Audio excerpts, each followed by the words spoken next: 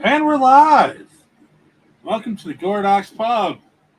We've shut down the kitchen to stop the heat. It's not working. The drinks are sweating. Yeah. Where the drinks are sweating as much as my nuts. Wow, now I'm thirsty. Thanks. Stay thirsty, my friend. Nice. Nice. Oh, wow. So I'm starting the music. It's going to probably be a little bit late, but it's the softer stuff. I so wish I could just play any old soundtrack because there's so much on my mind. All right. Well, my son was worried about me having some kind of cardiac event in New York while driving because occasionally I have gotten grumpy at people who are driving. Not that they know it, but my family knows it. So Yeah, well, usually they don't know until there's an accident or somebody gets out of the car and beats the piss out of them. yeah, well, I've never done anything like that. So so my son asked that my wife drive when we were in New York. Like, whatever. Which is, I mean, normally I don't get to see anything other than the road because I focused on the road. But this time I got to see quite a bit, and Oh yeah. I've been to Chicago several times. I lived in Las Vegas. I've been to LA, but yeah, New York is a different beast. So it's kind of interesting. Just some of the tunnels and stuff and the architecture, and then seeing how, some of the stuff is really old and some of the stuff is really new. Yeah, it was kind of fun. Yeah, it's always odd for me traveling because of that. Like I've been a lot of different places, but places keep evolving and changing. Yeah. With people that show up. And we don't see that. It's like having friends that have kids, right? Like right. You don't see those kids in a while, and all the time that you're thinking of them, they're frozen in time because you're thinking of them as how you last saw them. And then you see them again, and you're like, wow, they're much older than I thought they were. I may have to disappear for a moment. Oh no! I just got a message.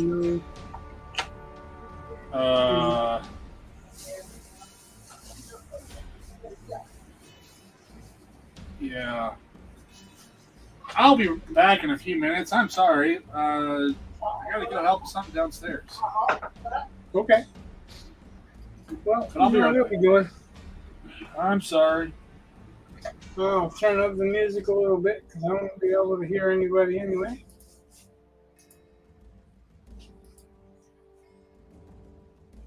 And turn the comment section on.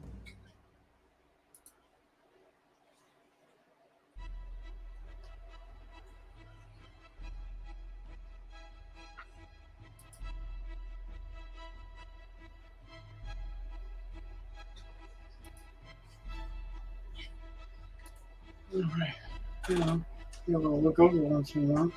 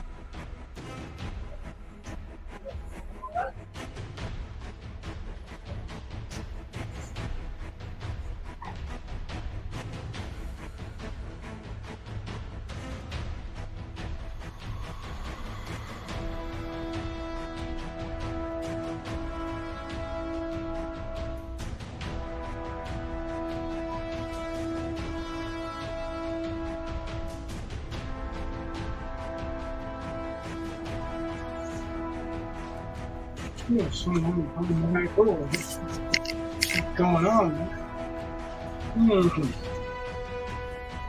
What's that?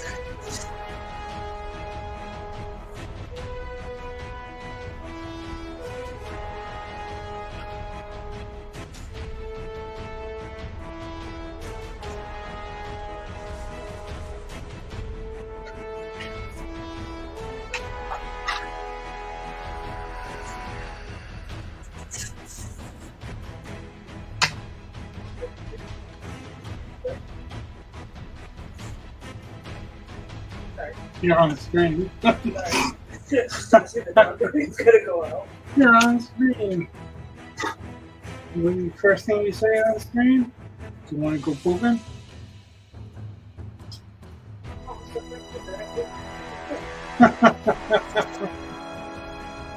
That's gross. Let's see.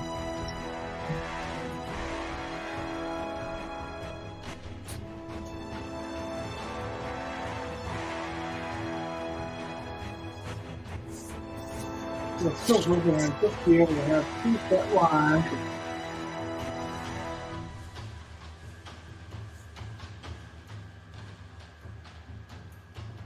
Maybe.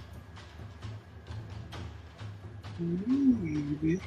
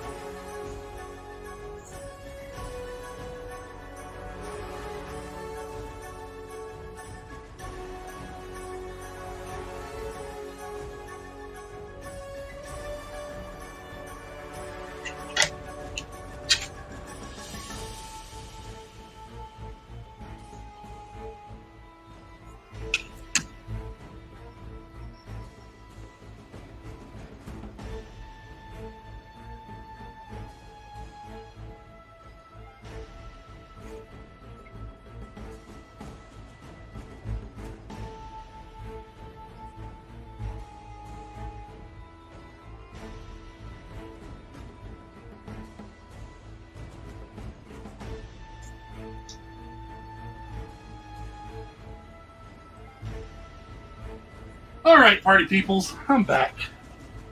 Woo! Ah, it's cooled off outside. Has not cooled off in my house yet. Ah.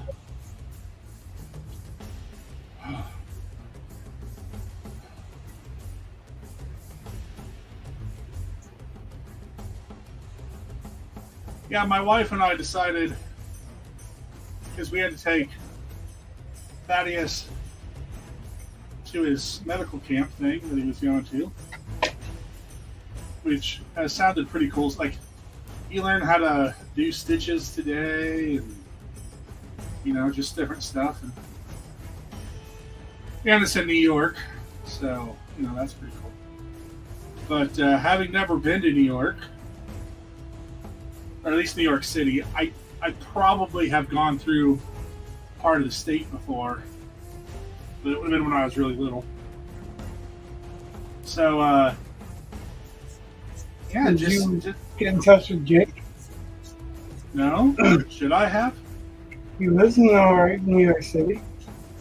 Oh, I know. He lives in Long Island. We went to Long Island at some point. So. Well, you keep that in mind for when you go back. I don't know if I'm going to be the one going back now. Because, well, Whit stayed home and took care of the dog, which is cool. But when we go back, he wants to go, and then him and his brother are going to be dropped off in Ohio, and they're going to be there for a couple of weeks. So if he's going to go, I think I'm going to stay and take care of the dog. So, because boarding the dog is not cheap. Plus, I don't want my wife to have to worry about when she has to be back or anything else. I want her to be able to just go and they can do whatever they want to do. I mean, it was cool. I would like to go back, I suppose. Just my initial thought of New York is people need to shut up. Like, just shut up. Just shut up. That's what they tell you, right? Yeah, it's like, wow, like seriously, like we walked by some Asian lady who was on her phone and screaming into it, and it just sounded like, "No, you take the dog!" And I was like, "What the hell?" And you hear all kinds of different languages, which is cool. But it's just constant. It's just like, just shut up. And the funny part was, the one thing I was worried about was driving to New York, because you hear about how bad traffic is. But my wife was like, "Are you kidding me? 465 has been training me for this for years."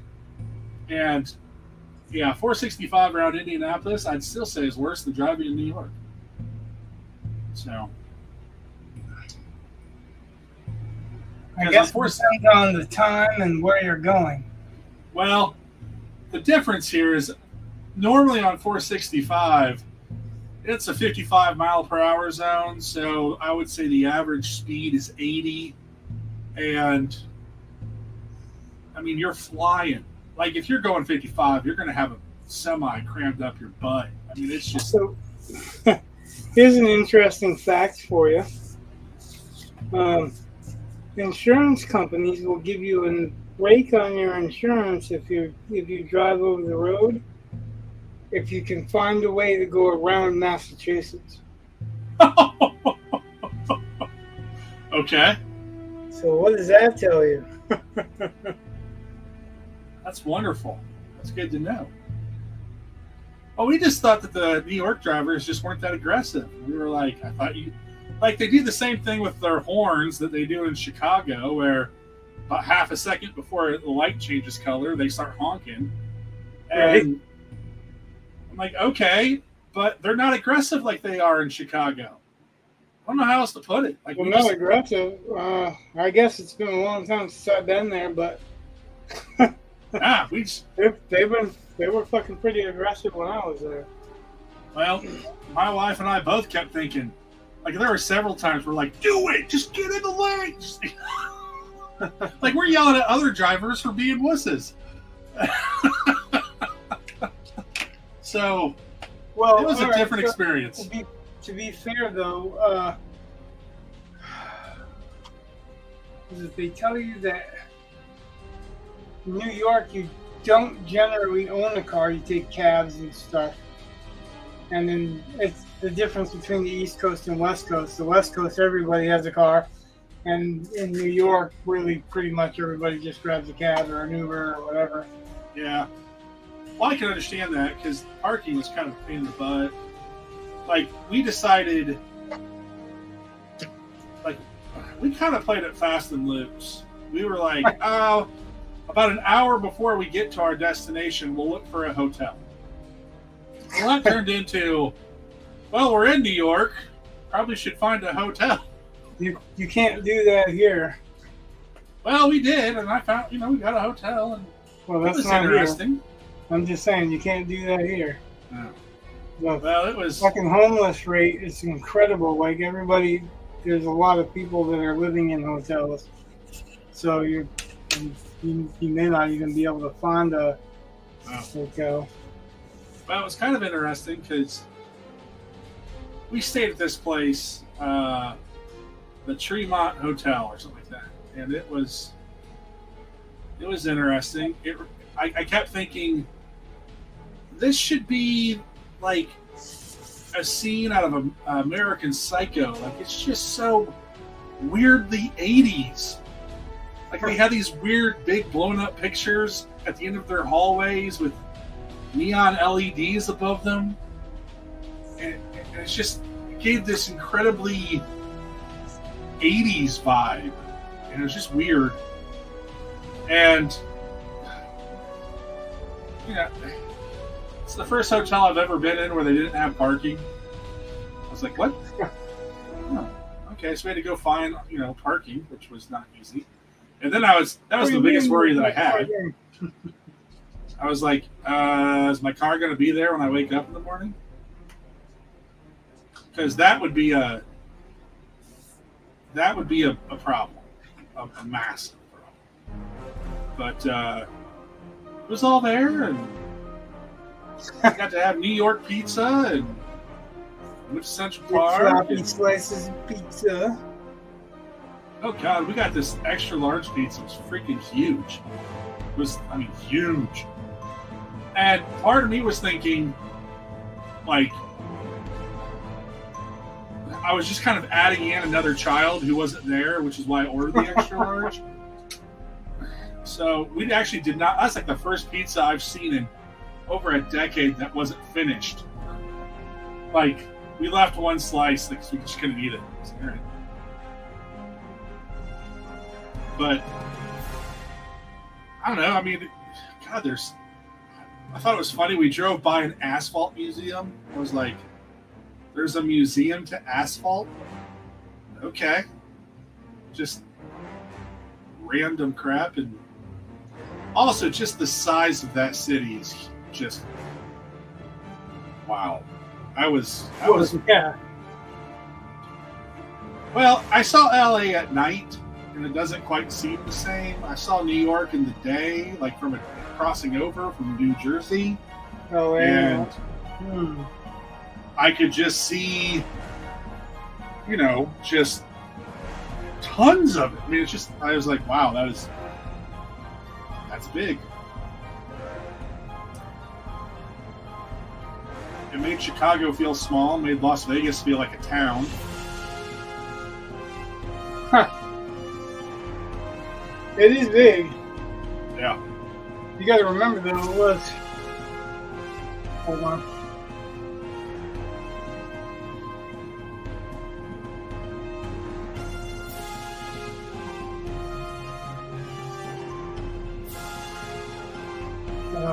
Thought I was going to sneeze, but I ended up not. So now your head exploded? No, didn't happen. Just my nose is tickling, so I'll probably sneeze before I can get to the button. Yeah, that's fine. But, so yeah, like New York was New Amsterdam before it was New York. Right. Implying, well, not implying, it's a fact that it was a Danish colony before it was a British settlement or any of that. So it's been around a while, is I guess what I'm saying. So it's had a lot of time to expand and branch out and grow, and they've literally filled in water with other things to extend islands and bridges and whatever. So there is a lot, but they've created it as in more. Somebody was asking me, what was it 2 ago, whether I set up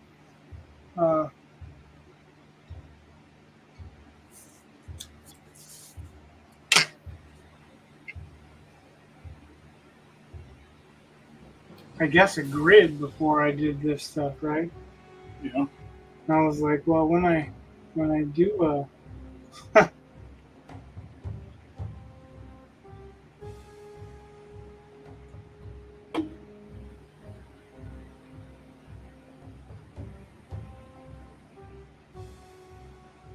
perspective grid, I do a perspective grid.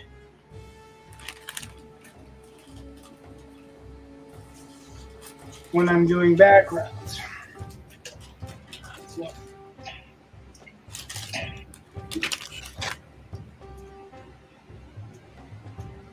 this should have been over a little bit, but it's okay because it's just an example of an upright so that I can get my vertical lines right. Because this, if you remember, is a Dutch angle. Right. So a Dutch angle is not your regular vertical panel. You go way out. Shows you, so that's what I'm doing. So anyone that doesn't know me knows. Anyone that does know me, probably don't give a shit.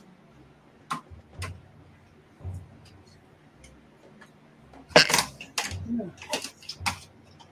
I really got to find something to hang these on so that I can use it to hold it, because I don't have enough desk.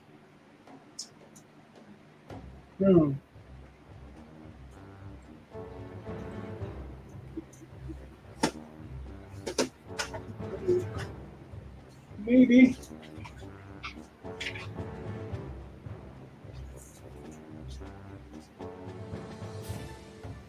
All right.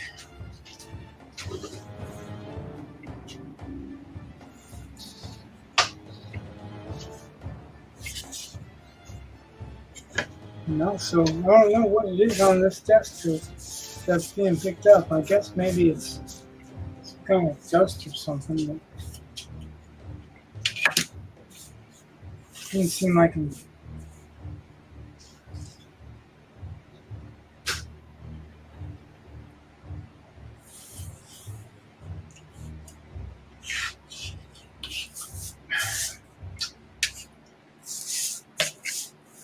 It reminds me of when I can't sleep.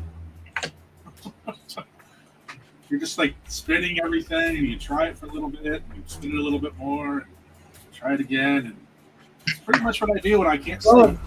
It's driving me crazy that I can't clean this crap off of it. Like I don't want it to foul up my paper, Yeah. And I'm just, I guess, retentive about that shit, but it's like, I guess I'm gonna have to douche my desk.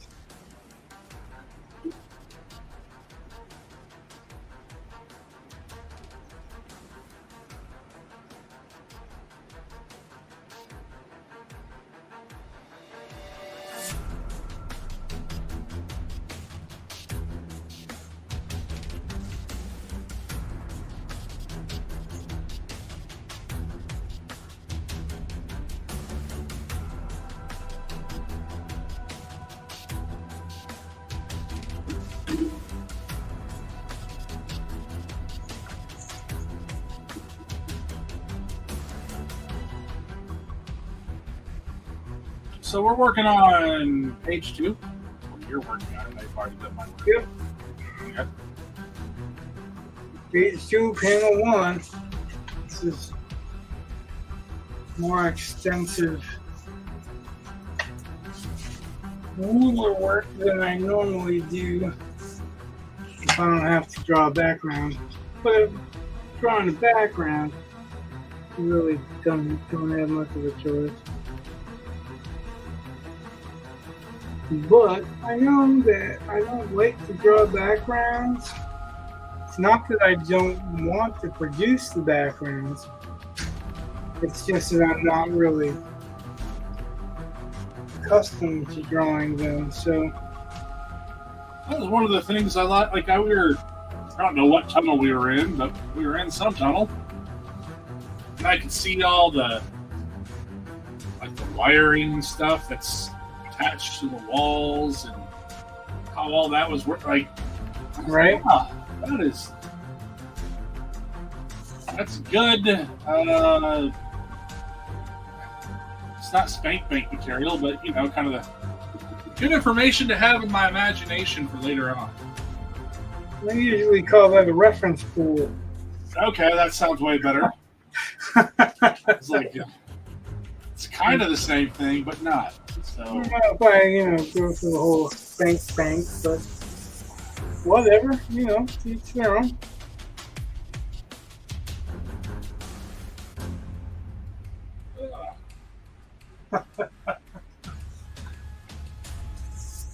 The Bank of Spank. It's like the House of Mouse, but way different. or is it? I fucking hope so. Well, you just listen to all the people, I hope so. I don't want that to be the house. Of course, yeah. I mean, I guess I'll shut up now. I'm just saying the hate complex that is YouTube likes to call them groomers and all kinds of stuff. So. Well, yeah, there's good reason for that, though. Well, I was thinking about that today because I was like, what in the hell makes Leslie Headland or Headley or whatever the hell her name is, what makes her qualified to be a showrunner for Star Wars? Valid question. Yeah, because clearly it sucks. Like the fans are not having it, which I haven't finished all of episode 3 yet. And did you see the meme I sent you? Yeah. Well, trust me. I mean, some of that. I found that amusing. That's all. I'm not invested in Star Wars at all anymore. It's been a long time since I've had. Yeah, but it's investment in it. Okay, you saw Rogue One, right? I did. And the one guy who's not a Jedi, but he's blind and Donnie Yen. Yeah, but I wanted the Force and the Force was with me, or something like that, or I wanted the Force and the Force is I wanted the Force and the Force with me. That's what he chants, and it's a pretty catchy little chant. Mantra. Yeah. But episode 3, they start having this: the power of one, the power of two, the power of many. And they're singing it stupid. It just sounds like oh god, it's so bad. Like, I don't care whatever the politics are. I don't care. That does not sound good. The problem is it's the politics that allows for bad writing. Well, when you focus more on the politics than you do on the story, yeah. Yeah, that's what I'm saying. Like it allows for bad writing. That's why I care. That's the only reason I give a shit, is because there's so many movies that I enjoyed that are really politically not my thing. But I like the movies, you know what I mean? They were well done. They were believable characters and situations. I've found that a lot of people that are on the opposite political spectrum than I am write really compelling fantasy novels.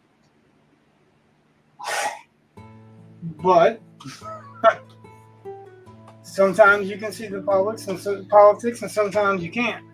And when you can see the politics, it's generally bad writing. I think that actually goes for either way. So it's not specifically just one group. It's any group that fits that. Oh my goodness. My wife just handed me a beverage. That may look like chocolate milk. But, ooh. But it's not. Oh, no, it is not. This is what I would call a dirty DP. Because it's Dr. Pepper with vodka and a little bit of cream, I believe. Any cream. And that ain't bad.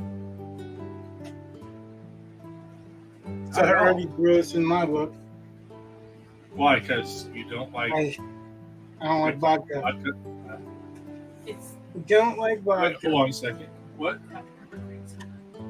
Oh, it's Dr. Pepper cream soda. Sorry, it's not just the regular. Oh, I like cream soda. I don't like vodka. That sounds pretty disgusting, actually, mixing sweet stuff with vodka. The trick is that you're hiding the vodka. That's the thing. You gotta hide it. Then. No. There are other reasons to make this drink. You've gotta hide it. Oh, I was hanging out with a friend of mine, and Amanda's all defending you. That's what I like, and yeah, well, that's not my fault.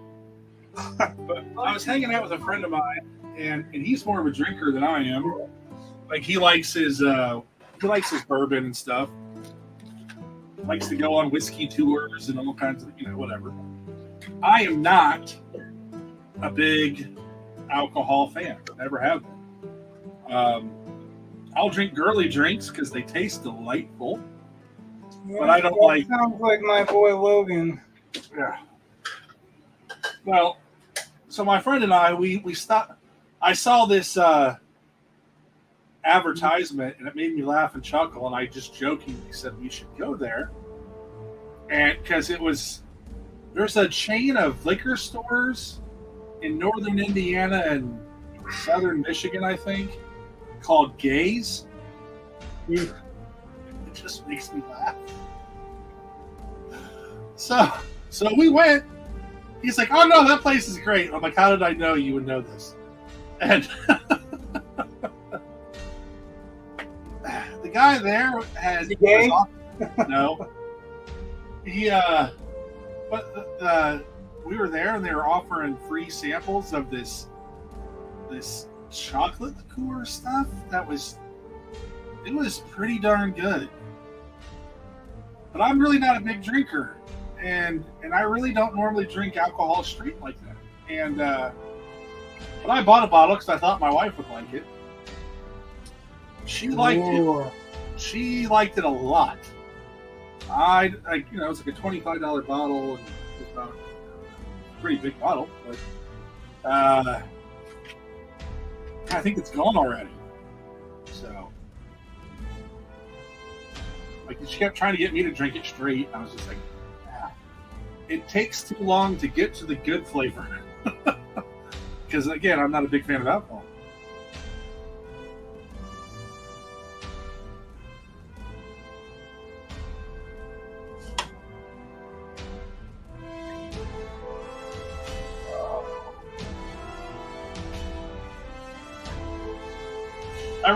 I've been working on this short story, right? I told you about it before our last stream. Yep. And I couldn't really, I didn't bring my computer with me to New York because I was like, the last thing I need to do is have my computer stolen. And that's just the kind of, I'm not only going to be there for a day, so it wasn't like, whatever. Let me be present in the moment, that kind of thing. So, whatever. So I got back, and I had pretty much, what I thought had pretty much decided all of my world building stuff, or at least enough to get started. Got 11 pages in, and now I'm thinking at least half of it needs to be gone. Because that's, I swear to God, that's what I almost always do. But And my big problem is, I don't think, and I might be able to fix it, but I started worrying about the fact that it doesn't tell you what the main problem is until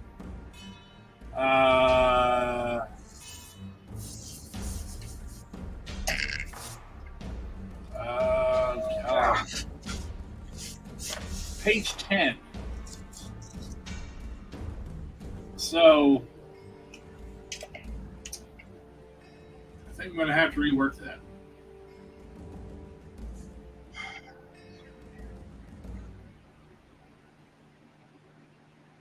What's wrong? huh? Oh, you just stopped. That's all. Just...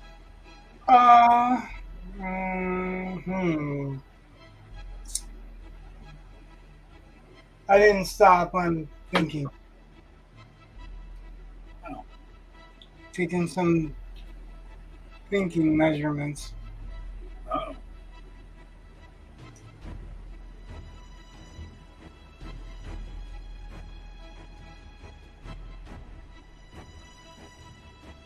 This is my horizon. So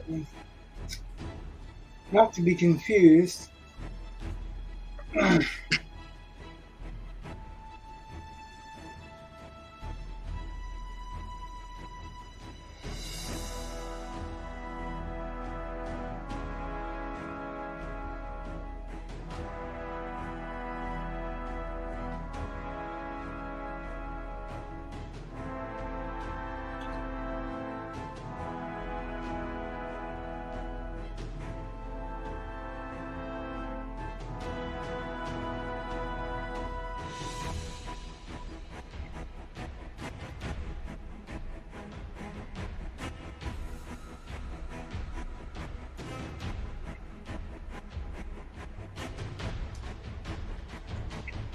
Yeah, I didn't know if you were gonna have something to submit Sunday before you left or what. I didn't know if you planned on anything, so like Oh, because we didn't I get know home you- until what? we did not so drop off started at 3 p.m. and it's a 12-hour drive. So yeah, we didn't get home until about 3:30 in the morning. So yeah, I was never. We left Saturday. Well, you Dropped them said off. something about like you wouldn't be able to make the meeting, but we've had those times where we didn't make the meeting, but we submit something anyway. So I didn't know. Oh, I just figured. And I was telling Jake roughly what you were telling me, Yeah. so he kind of knew what to expect instead of expecting. I didn't know if you were gonna do anything, but I didn't know if you were progressing your novel or just gonna focus on that short story or what. I'm trying to do both, but I need to get the short story done in 12 days. So, now the good part is, I think I can do that. So, but I don't know, I was just thinking about, our favorite writer of the future who, has, certainly did not follow his own advice in order to win, which I always find odd, but whatever. Huh? Well, he didn't follow his own advice. There's all kinds of stuff. Only 2 minutes late, but hey. So, like when I'm going through and I'm looking at mine, and one of the things I'm thinking about is actually one of the things he tends to harp on. But a lot of people harp on this, that, you should set up your main conflict probably within the first few pages, preferably on the first one if you can do it. I mean, short story. Yeah. See, here's the interesting thing. Like I said, I'm rewriting that novel with a prologue. Yeah. Hi, Ephraim. That's what the prologue does. It should, for the novel, it should set up the conflict and the, I guess, story goal Well, in the opening. I tried to write a Save the Cat type opening, I guess. I don't have to worry about it being like 13 lines or whatever. Right. Hey, Ephraim wants to know, have you ever used... Well, that's a type of paper. Starts with a C. I don't know what it is. Canson? That's what I'm using right now. Okay, well, what do you think? I'm using Canson comic artboard. What do I think? Well, right now I'm just doing pencil, so I don't know if there's any other types or just the one, but I've been drawing on this for a while. I also have the Bristol board, the tall Bristol board. So this is Canson, which actually it's in the description below too. But like I did the Spawn challenge on it.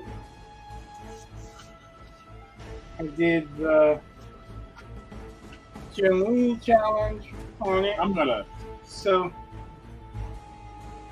if you're gonna show another one, I'm gonna make it bigger. Well, I guess I can go back and you can make it bigger. I mean, okay, do that. That's the Jim Lee one. Freaking sweet. And this is the Spawn challenge one. Well, the Spawn of the Spawn challenge. I did the this one too.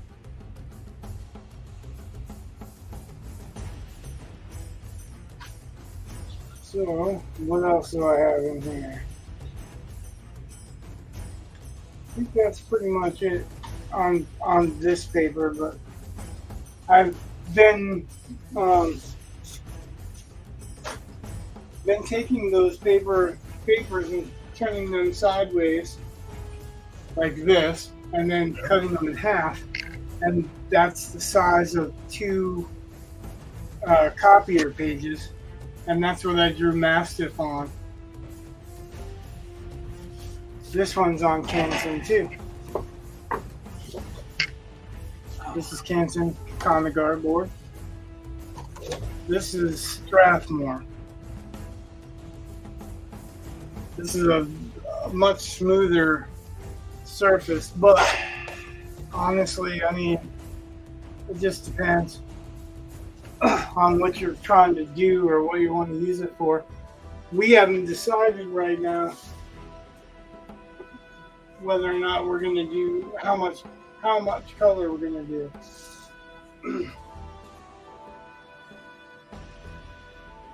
That's something I've been giving a lot of thought to, because the more color we do,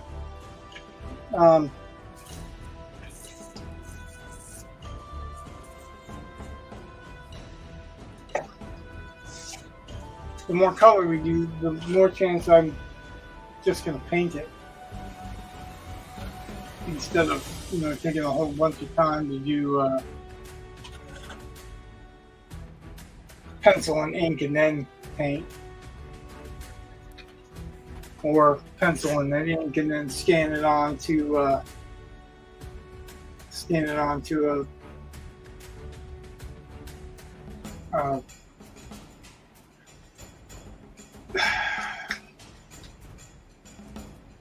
Clip Studio paint.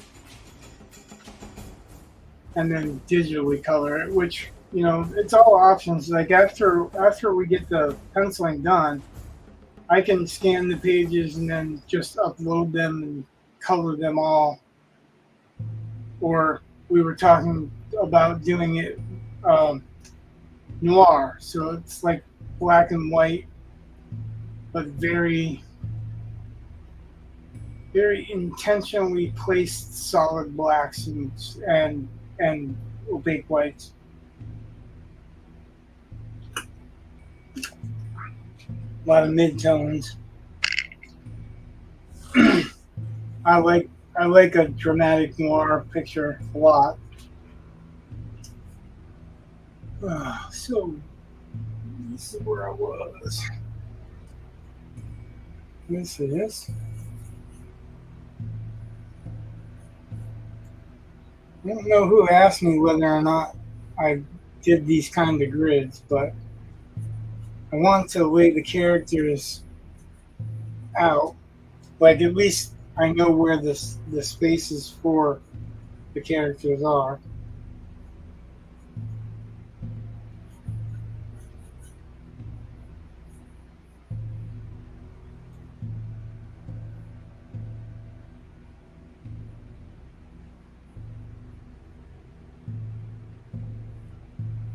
So that I know where I'm finishing the backgrounds off. But I've got a good idea of what I'm going to do for a background because I already drew the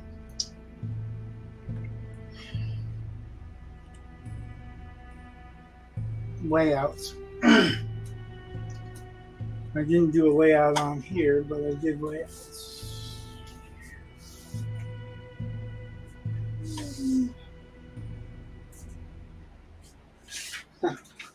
I'm finding it interesting, Brett, that I don't have anything to keep these pages in.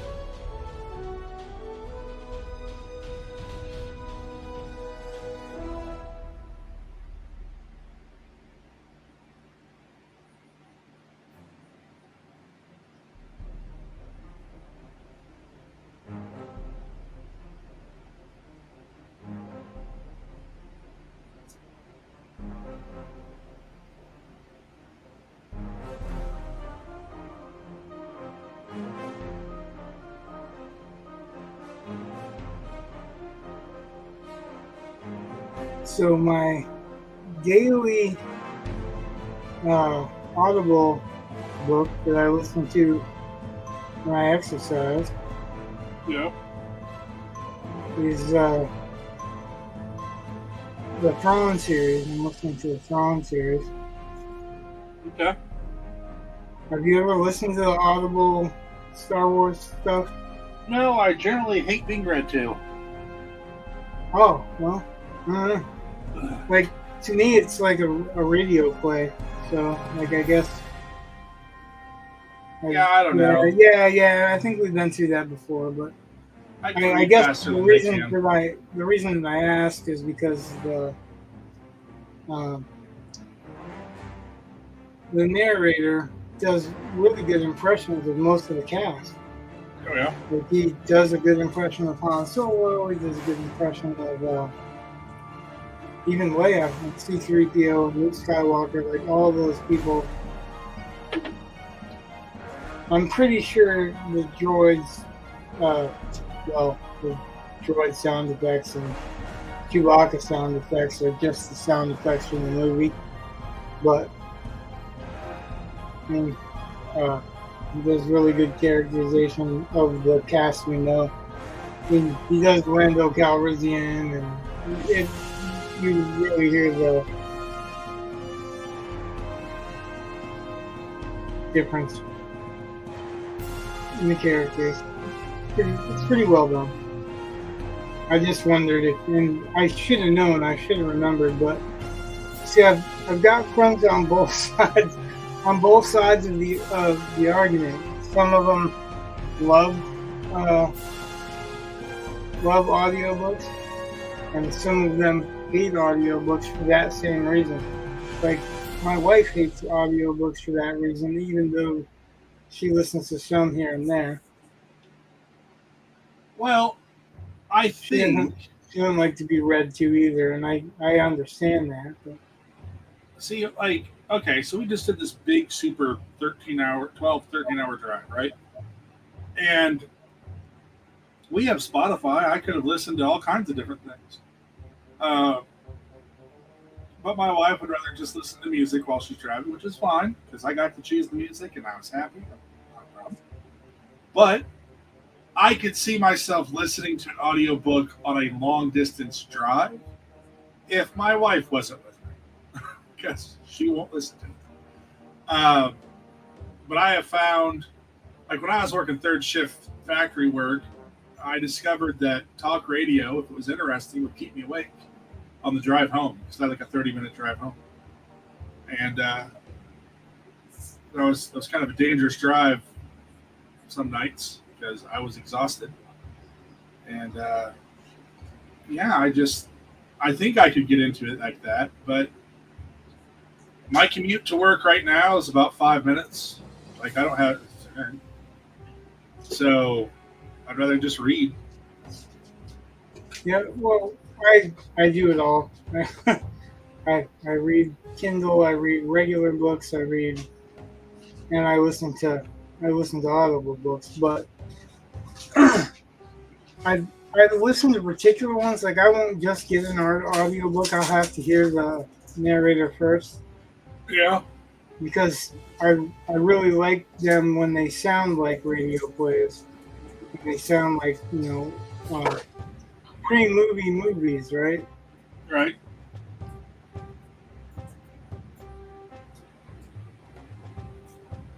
Oh.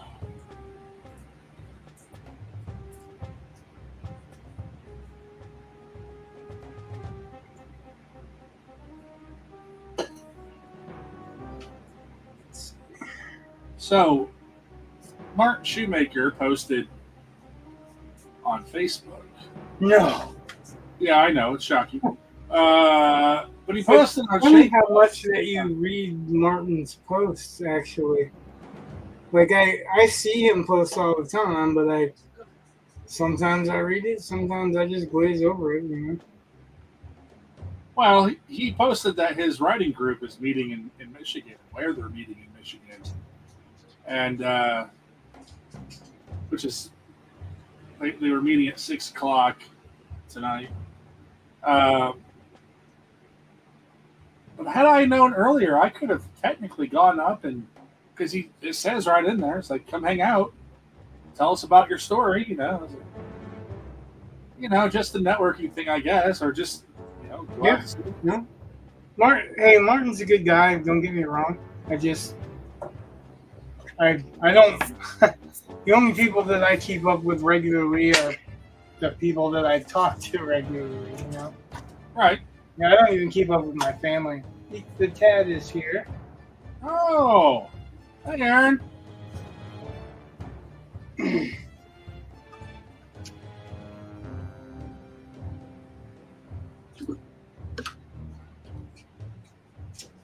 So that band logo that I drew, did I tell you the story behind that? Or No. from that? No. So the band logo that I drew, let's see if it's right on here. If you got it, I'll enlarge your screen again. Well, no, it's not that important. Okay. As it turns out,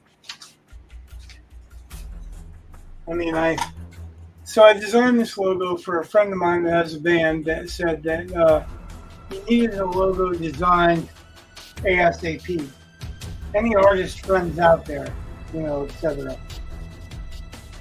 So that night, I took some time and designed a pretty cool logo, right?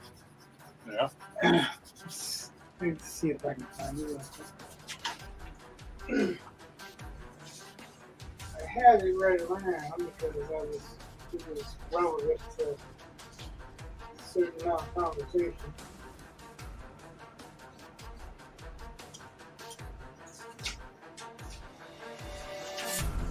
Ooh.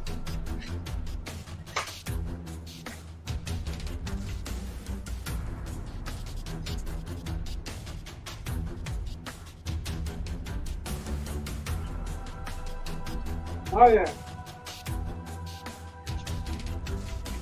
There we go. So I designed this for him. Sweet. There's a band already called Wretched. Uh-oh. No, I told them that because when I agreed to do it, I looked it up, right? So Yeah. I did this, and then he told me that's not scary enough, and I'm like, generally, wretched is not synonymous with scary. Right. It's a different kind of revulsion, right? Right. So he was gonna buy it, and then he didn't talk to me. Then he had a concussion. Then they weren't gonna do anything for a little while, and all this other stuff, right? Yep. And then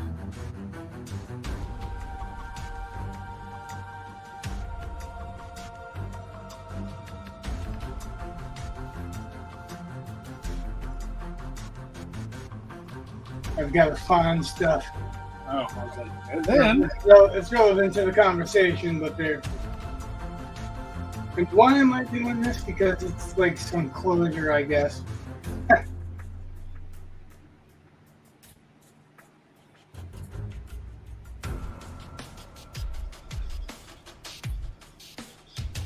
There we go.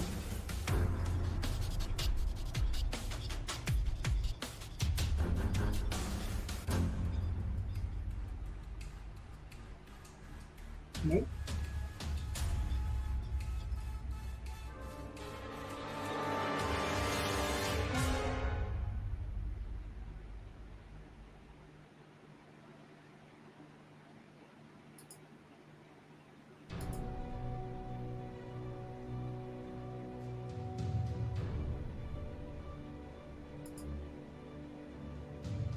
Then they decided that they weren't gonna buy it. And they're trying to convince me that I'm going to share something. okay.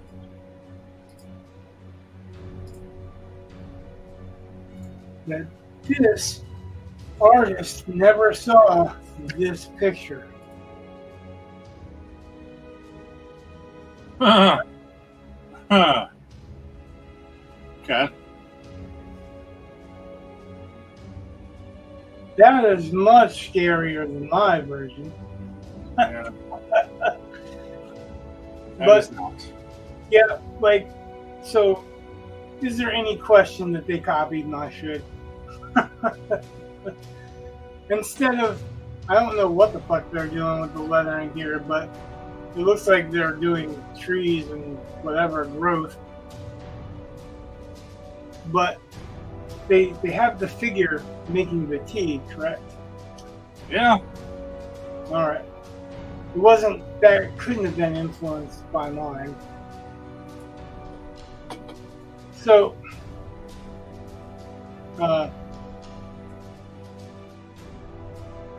mine, if you look here, the T is not, forming the outside of it.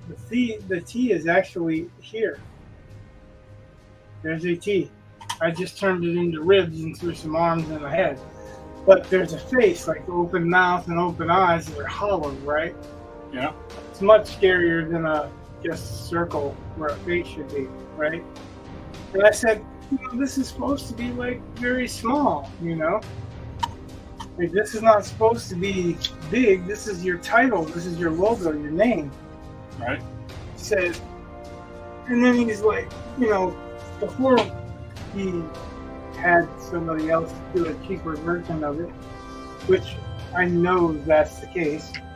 And it's ridiculous because the cost that I was going to charge him for probably 2.5 hours work, getting everything lined up and right and light boxing it and everything else, was the cost of 1 hour for a tattoo. Yeah. Like 1 hour of tattooing. So I was charging him 1 hour, right? Okay. And then I did a stream where I designed what was going to be a cool painting for the cover of their album, right? Yeah. Which is that. Okay.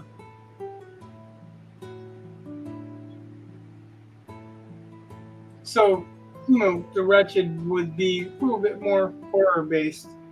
I don't know how well it shows up though. I made a copy of it, a scan, but the scan really made everything around here disappear and all the nuances.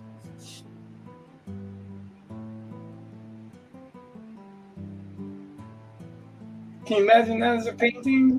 Contrasting colors and, bright glowing eyes and yeah.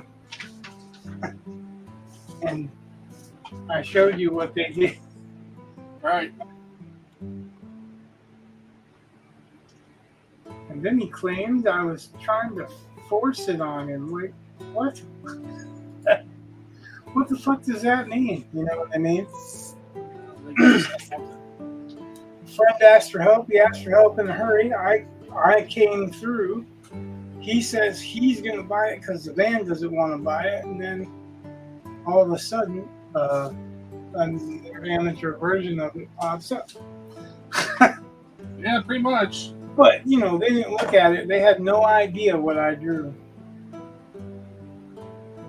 So I guess I'm asking, does anybody buy that? Does anybody believe that? And I did it online because I worked online. I didn't get paid for that work. And then I got insulted on top of that. I did all this extra work for him really quickly, so it was done quickly, right? Yeah. And that's what I got out of it.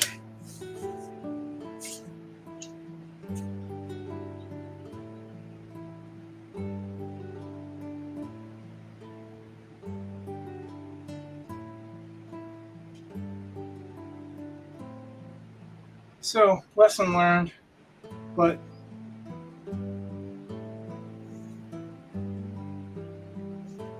I regrettably had to put a friend back into the uh, associate category. Yeah. What I'm really convinced happened is that his daughter is an amateur artist, and that he liked it, and then he showed her, and then she did her version of it, because that really looks like a feminine version of it. You know what I mean? Yeah, could be. It's like it's leaves and stuff coming off of vines, and while that really has nothing to do with anything.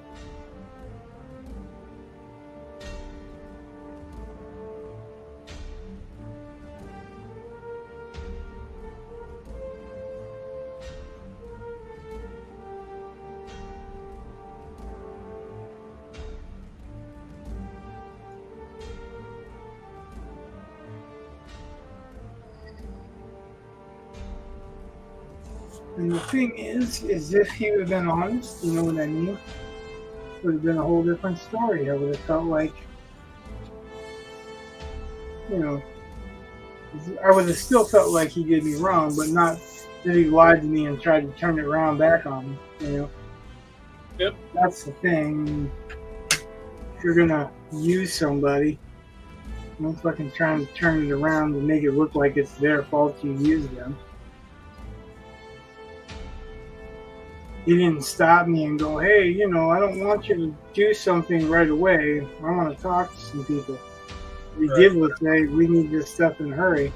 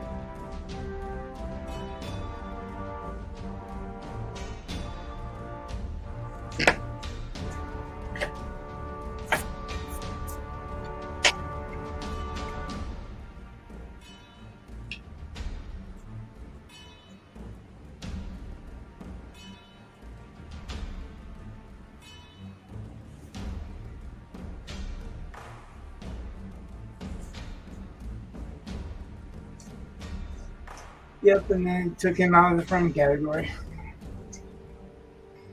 I do that. If you're a friend of mine, I'll pretty much do anything for you. Do as much as I can without hurting my family, literally, right? Right. Because, you know, God first, then family, and then friends. Right. But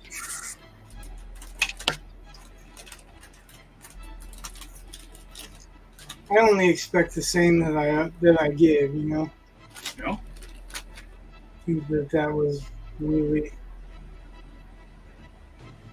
very disrespectful.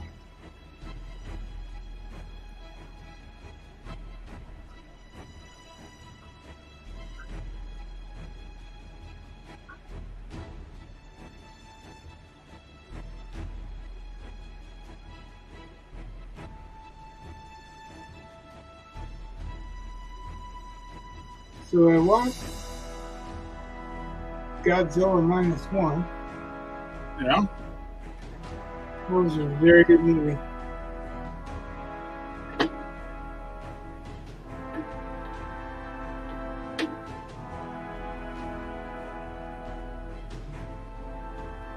I was actually surprised at how good it was, because usually it's same old, the monsters attacking the city.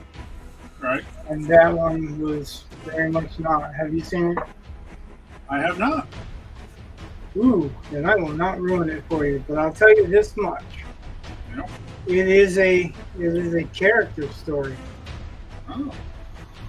Godzilla is the equivalent of the natural disaster in Dante's Inferno, or 2012, or so he's basically like shit that goes wrong that you have no power over, right? Right. But the story is kind of does revolve around him, but it mostly revolves around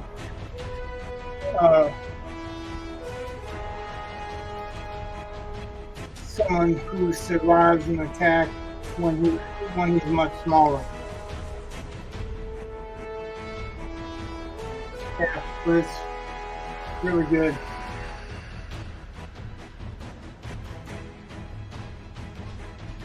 I'm actually kind of surprised that you haven't seen it because you're usually way more I have easygoing not. than I am. I have not been watching much of anything. Like, Well,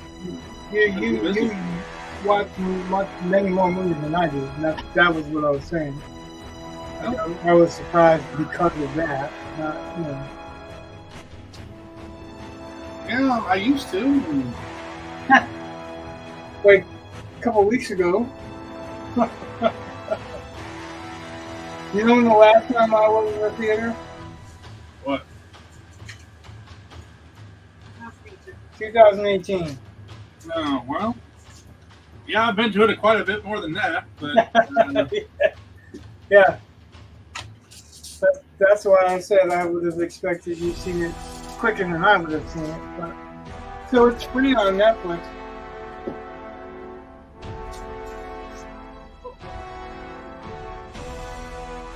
At the moment.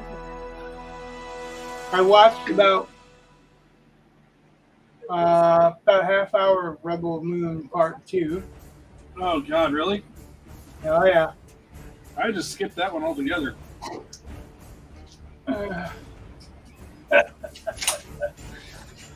Yeah. Well, I needed to watch something while I was, exercising at home today because it's fucking really hot.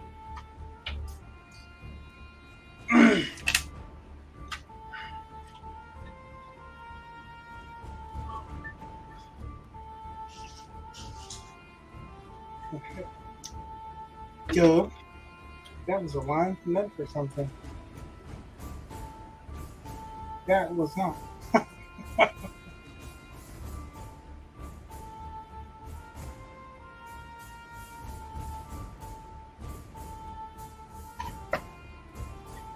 As long as I'm scribbling up, let's do it all the way.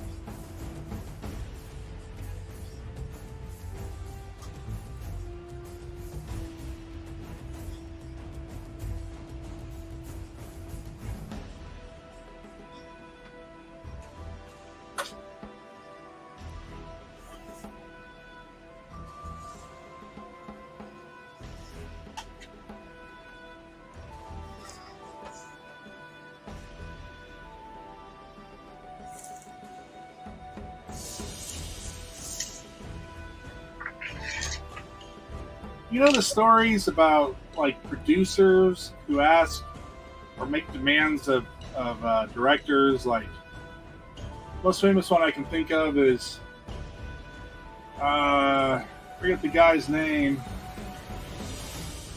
It's whoever helped produce Wild Wild West because he had talked to Kevin Smith about directing a Superman film, and one of the things he wanted in the Superman film was a giant spider, which is why Wild Wild West has a giant spider. And which it makes way more sense than Wild Wild West, I gotta tell you. But you know, you just hear all these. Have you seen Superman 3? I've seen it, yeah. Doesn't have to make sense. Well, that's true. But I mean, you just hear about like, you know, the studio interfering and how it rarely makes a better product, or at least it seems to rarely make a better product. And I'm like, and yeah, that's who they have doing the Acolyte. That's exactly what that is. All the bad ideas of a producer without any of the talent of a director. So it's kind of where I'm living with the Acolyte. And I don't know. God, I haven't finished watching The Bad Batch. It's on. I started the last season. I never finished it. Yeah, The Acolyte. I don't know if I'm going to struggle through it. Like, I just don't. Part of me is like, I don't know why I bother. Yeah, I guess I can see that. I want to quietly forget about The Acolyte.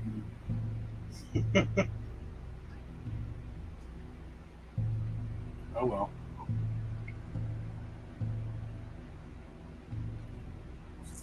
My thing is if you want to play in someone else's sandbox, you shouldn't destroy that sandbox. So Yeah. you don't destroy everything that was Darth Vader.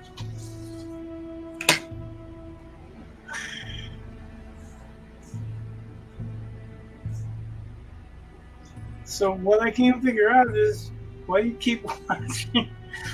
Well, again, I haven't finished episode 3 yet, and episode 4 came out today, and so I mean, Bad Batch was out before school was done, before I was done with school, and I still haven't finished it. Well, I have not watched any of them, and I am not in the least bit disappointed. Yeah, it's the sad part. Okay, all right. It's not sad for me. I'm not disappointed. But yeah, I mean,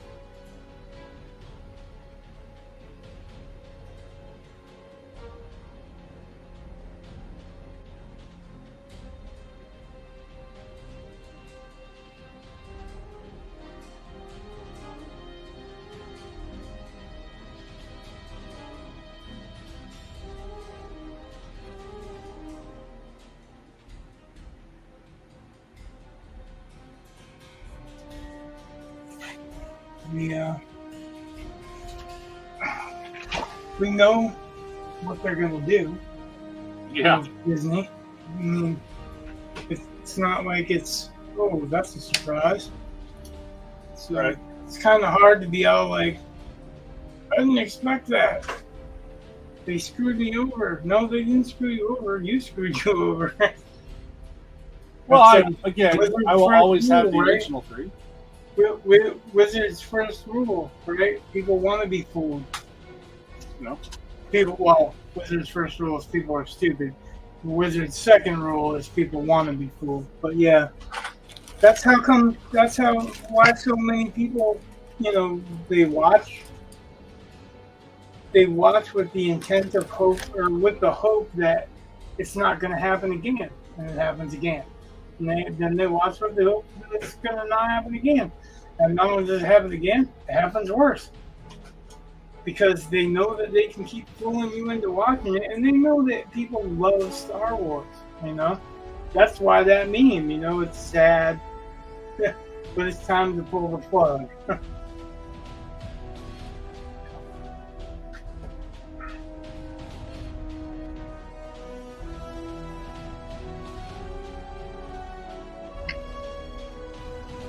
I just think it's funny because you can look at like Andor. Nobody watched it, but I can't say that. The people who did watch it really liked Andor. It's got solid reviews. I highly recommend Andor. I think it's a great show. First season of Mandalorian. People were watching that show. And you can see, like, you know, if they just stick to trying to entertain you with cool Star Wars stuff, it does well. It'll be fine. You mean if they just keep their word? Yeah. But when you decide, let's try to subvert expectations, and I'm not saying you can't subvert expectations. I can enjoy my expectations being subverted when it's done right. Not me when it comes to something like that. Well, they haven't done it in a way that I like, I guess. I don't mind a twist. But yeah, like ruining everything that I've ever, loved. Nah. I just skip that part. Have you ever seen the movie Frailty? Oh yeah. See, I think that kind of plays with people's expectations, subverts them, and it's a great film. Maybe. More people should watch it. I like the film. But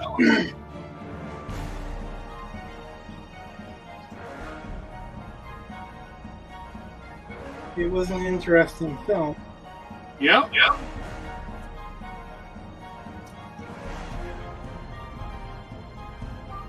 It's way better than how it performed. It's one of those things where it's like, no, really, you should see this film. Yeah, because people didn't have anything to go off, really. You know what I mean? Right. Like that John Carter thing. They didn't really explain it well enough, and they couldn't either, because if they did, kind of would have ruined it, you know?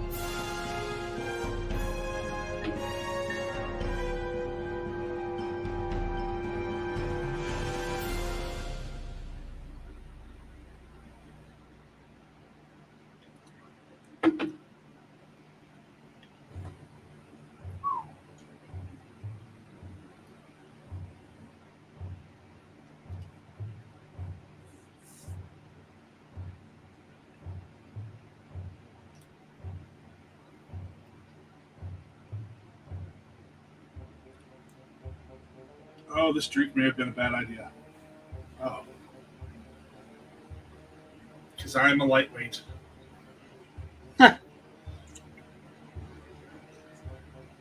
Just don't pull a Dale Keown on camera and start passing out and falling asleep. Nah, I'll get drunk. I will become inebriated and start going on a racist rant and, Racist thing? Yeah, might as well. And not really. Just trying to think of what could be the absolute most amazingly bad show. So bad it's kind of awesome. The horror of the egg. Yeah. Like watching a car wreck.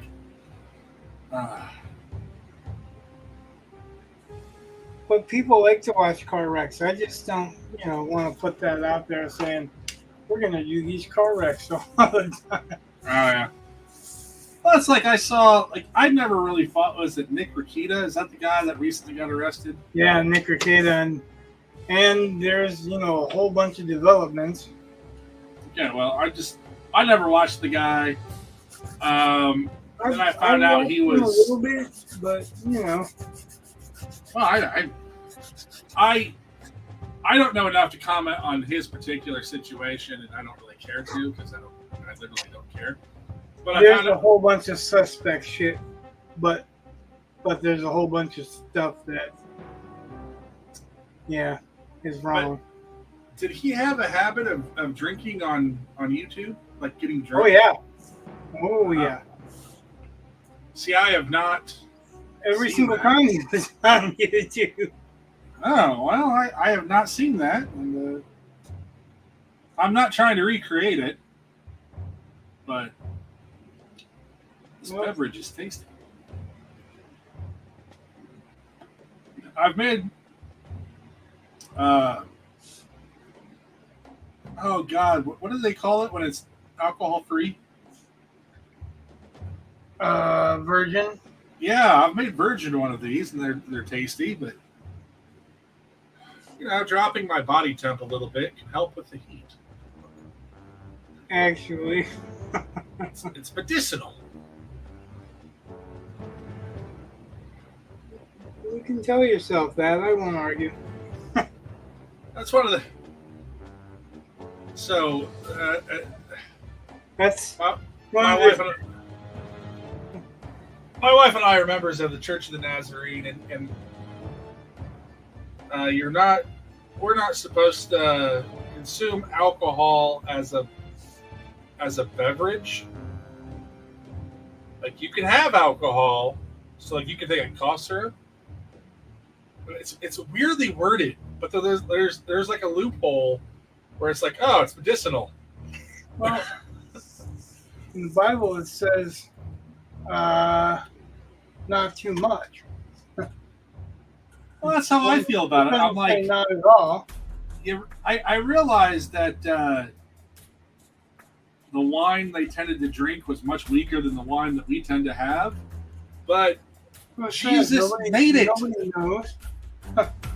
Nobody knows for sure. Well, it's not like the strength of that stuff. Jesus isn't going to like make something slightly sinful. Like, no. Like, that's no. Like, that doesn't make any sense.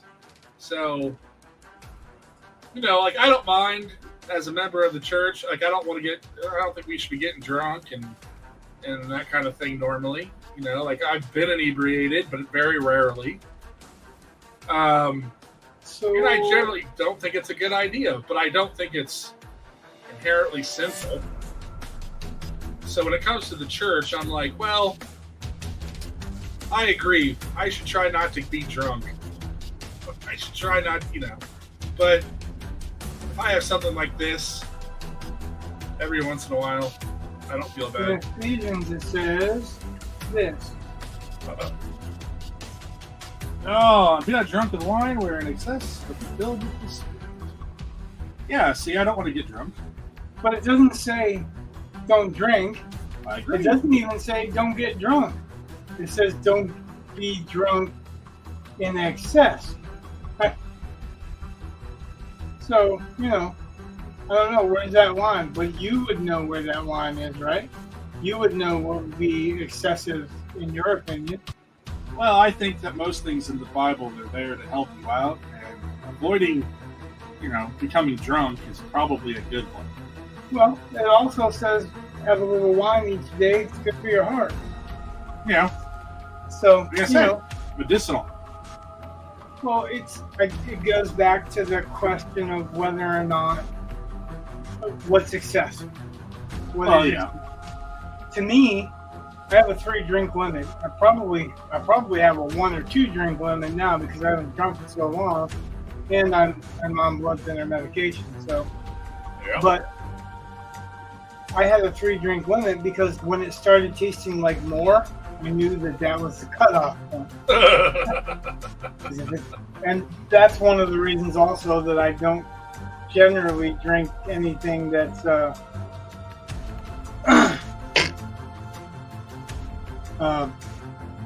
sweet. The two reasons that I don't drink sweet stuff is because, one, it's easy to go past that point and not know it. And 2, that's generally what I puke. And, it tastes okay going one way. Don't taste okay going the other way.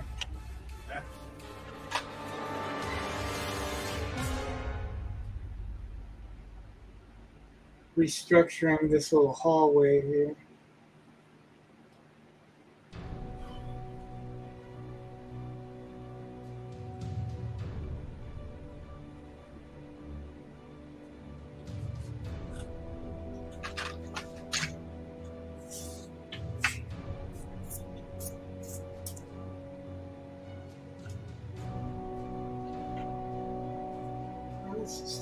What is that? Why is that on my board? It came from my ruler. And I'm like, that's just not right. Nope. It's like I got that ruler because I could see through. This ruler though has cork, and it's never done that shit to my. Never done that shit to my artwork before. Never. Okay. Maybe that's the next one. Keep this ruler handy.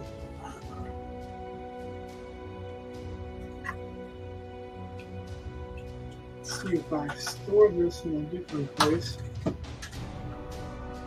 for the moment.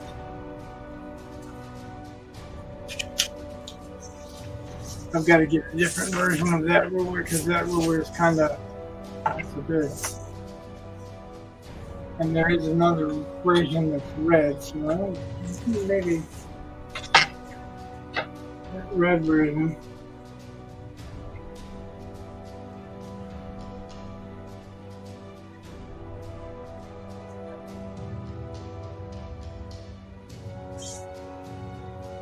My son, who's in New York, somehow conned my wife into. We have what is called the Lego closet, which is just. It's a pretty big closet. It's a walk-in size closet. If it had a window, it could probably be its own room, except for it's inside of a room.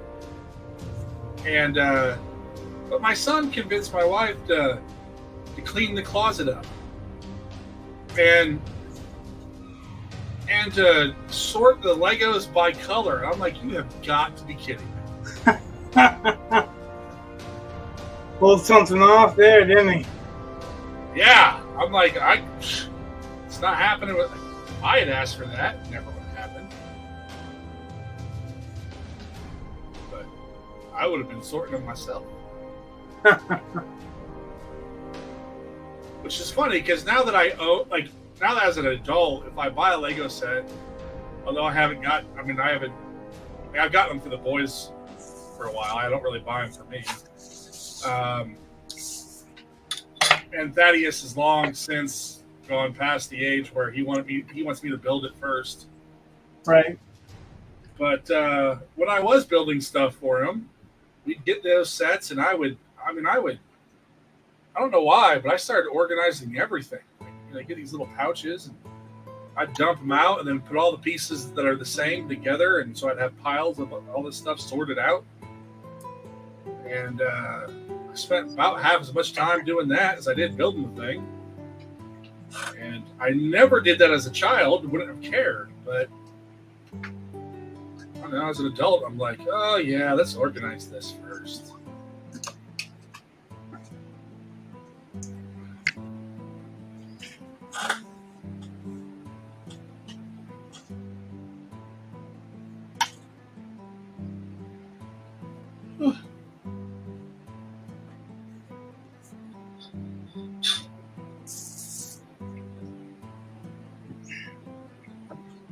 Yeah, if my boys are going to Ohio for a couple weeks, it's going to be pretty quiet around here. It's going to be awesome. I mean, I'll miss my boys, but during the day when my wife's at work and I'm home with the dog, that's about it. It's going to be quiet.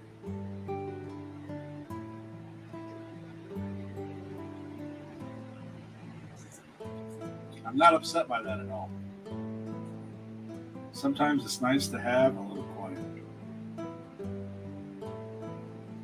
That's the other problem. My big TV is always taken up by somebody else. So, like for this summer, my children moved their PlayStation down there so that they could play on the big screen, which I've been playing Call of Duty with one of them, and that's pretty fun on a big screen. But still means I'm not, like, again, I don't watch a lot of stuff. I just don't have time.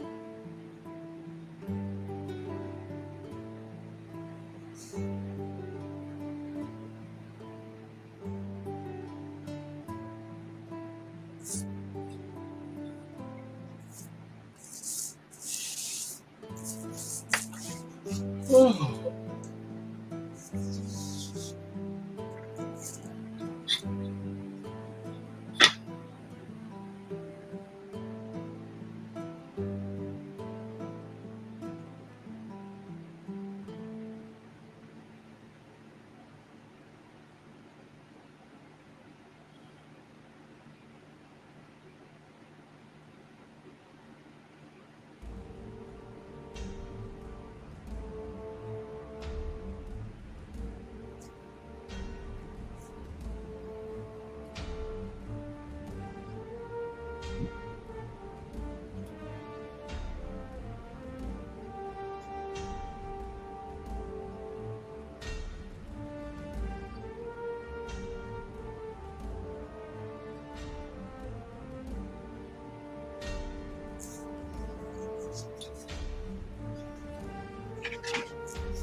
I had to call my mom up this week and make sure she was doing okay because Pat Sajak retired.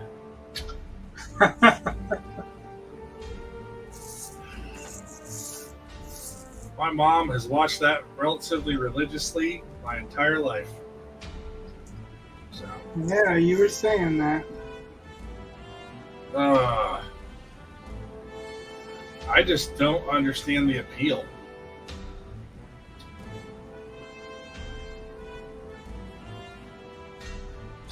Of course, she also watches Jeopardy, and I don't get that either. Knowing the answer. That's all. Yeah, I get it, but Well, you just said you didn't. well, I understand that you like knowing the answer, but I'm like, I didn't need a show to test my knowledge. Because I guarantee there are topics that I'm even knowledgeable on. If you really want to dig, you're going to find stuff I don't know.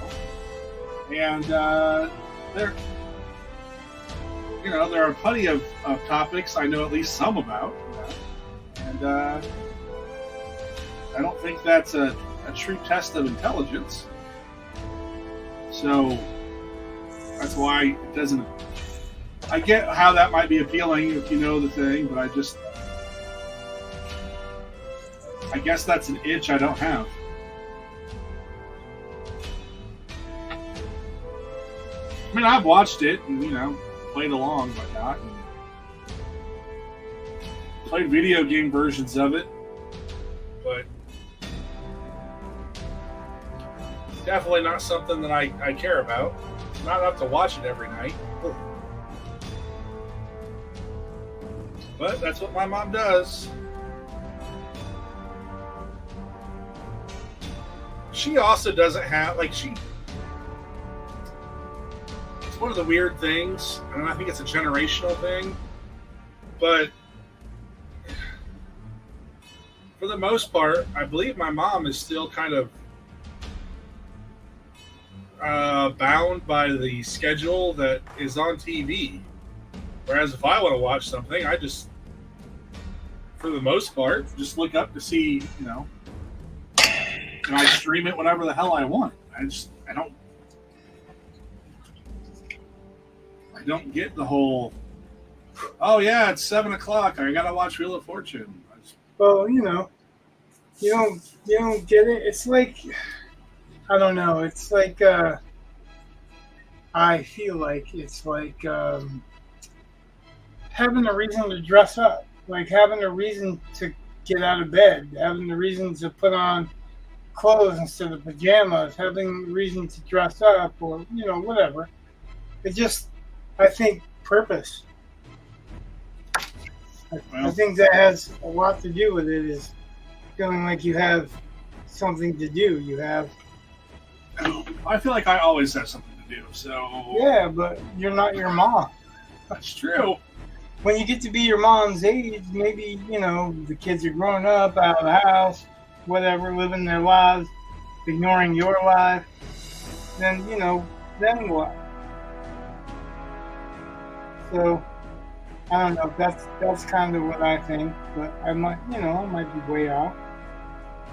Just sounds reasonable to me that that's why. Well, could be. I don't understand what she does with her days, so I know she reads a lot, and Yeah, that's me. I read a lot. I apparently write a whole bunch of crap I plan on deleting. I do that too. Well, no, that's not true. Most of it I don't plan on deleting. Well, part of the problem is I had this thing pretty well planned out. Well, yes, I had it pretty well planned out for what I do. I kind of knew what the ending was. I knew the setting, and I knew the characters, and that kind of thing. What people wanted. So that was fine. But then I felt like I had made it needlessly complex on something that just was dumb. And once I started to adjust that, it's also the fact that I didn't get to the actual problem of the story until 10 pages in. And I just think that's a little late to the party. Well, so defending your defense, sometimes you got to write a little further before you find out where the real beginning is. Yeah. And also, I find, and this is, take it as it is, just me, but I find that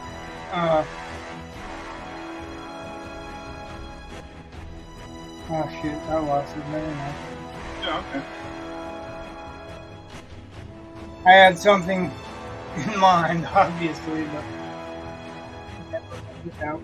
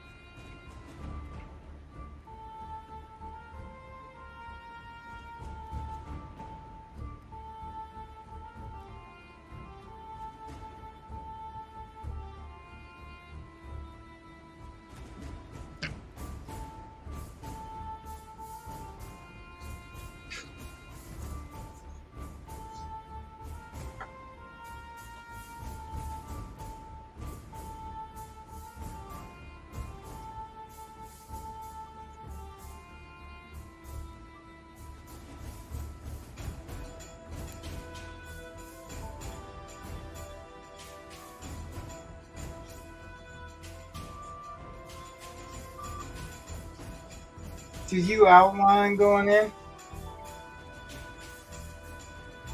Yeah. I just. No, I'm not. I'm not trying to. I'm just wondering.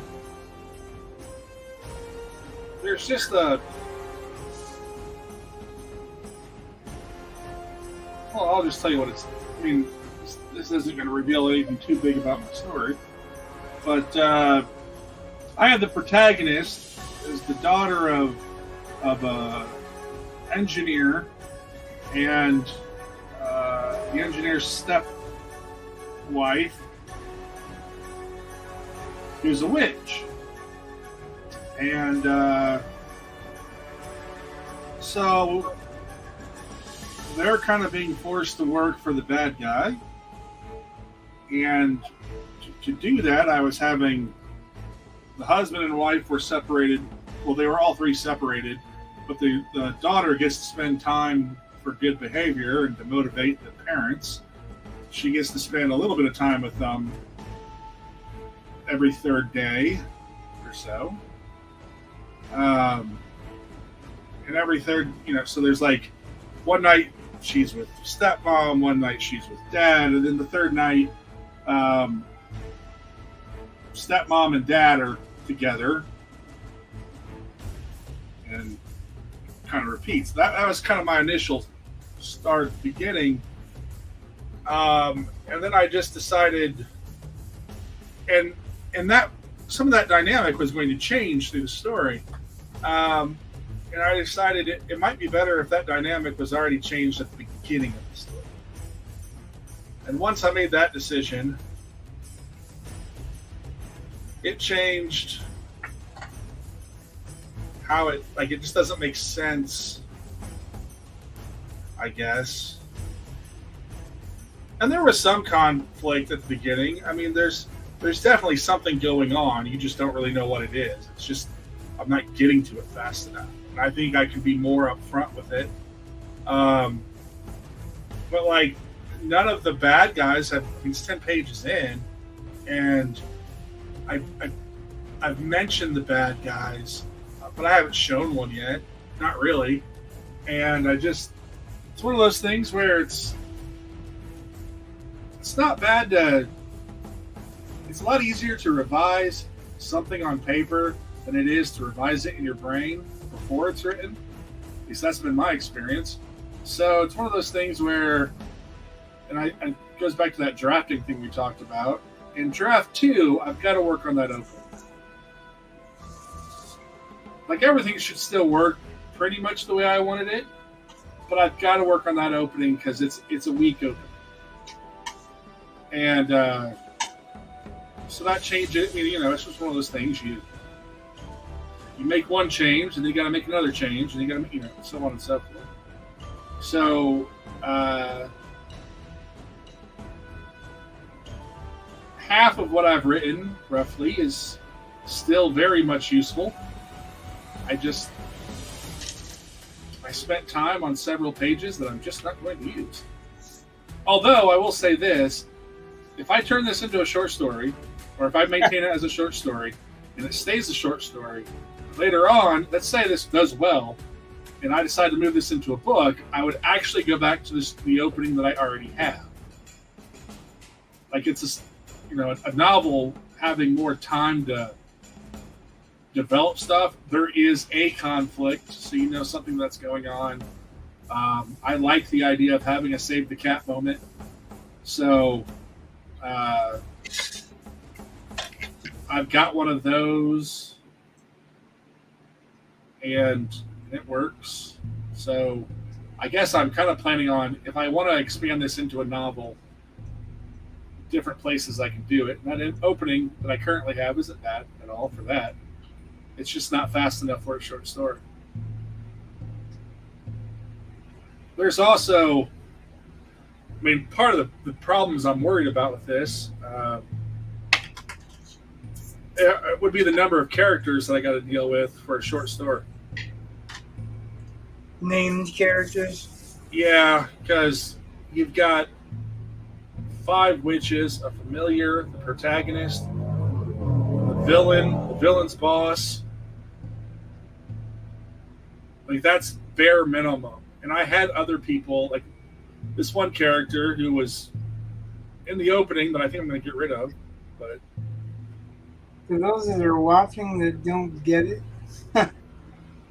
the named character, the reason that matters is because for each named character to have a problem, It adds 1,000 words at least. Right. It's not a hard, fast rule, but it's a rough estimation. Yeah, because by the time you get done describing what they look like and making sure that they have a voice that's distinctive and all of that stuff, and then you got to have to worry about plot points. Now, the nice thing is I'm not ripping off Magnificent Seven or whatever, but it's kind of like that in that there's a group, and if you look at like Magnificent Seven, yeah, they all have their minor issues that they're dealing with. They only have one major one, and so that's not. I think it's doable. I hope. I really don't want to get rid. Like, technically, I can get rid of some of my witches, but I really don't want to. The story started off with thinking about witches, and it's kind of need them if I'm going to do that. So.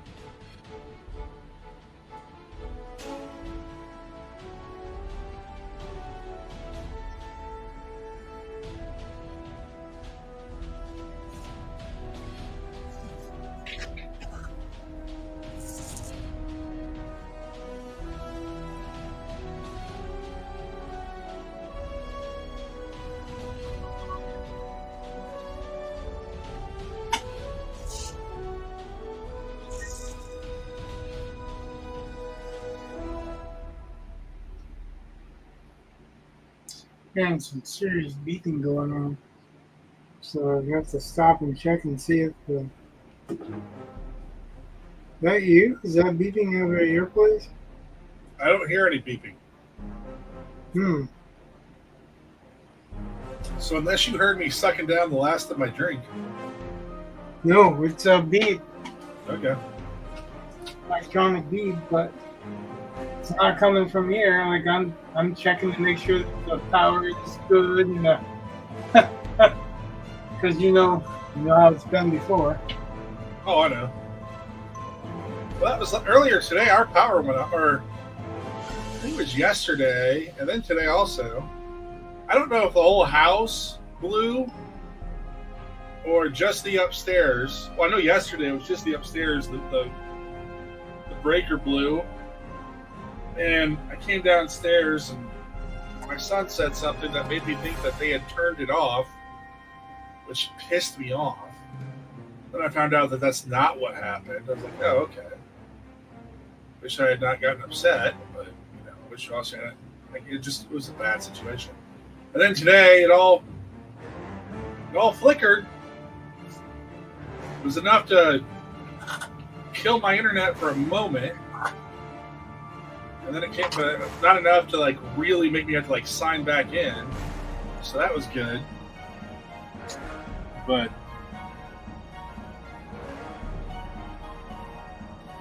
I don't think I can deal with this heat without my air conditioner. fans.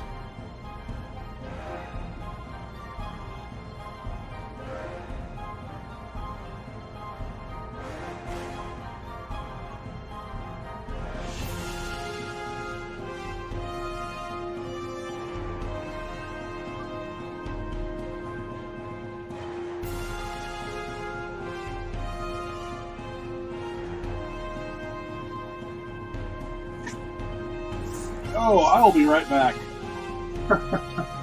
Oh, that alcohol's hitting. Like, it's just... too much Yeah, drinking. that's kind of what I thought you were meaning. Yeah, I'll be right back.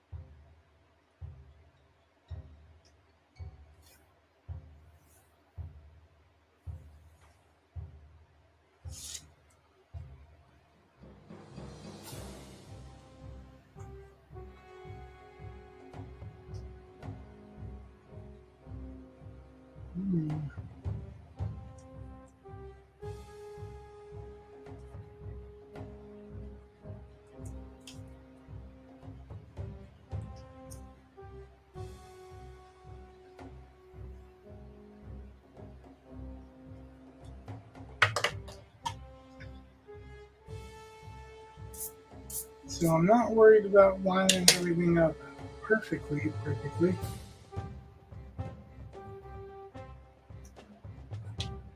Because it's supposed to be ruined, so there's going to be a certain amount of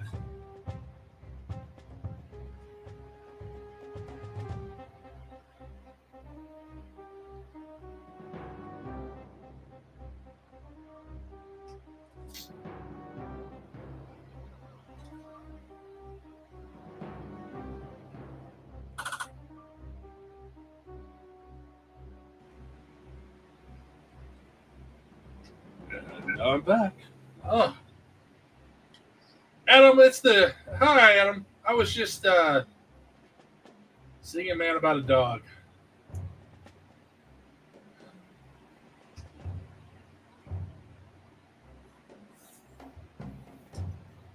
My wife had made me a beverage that,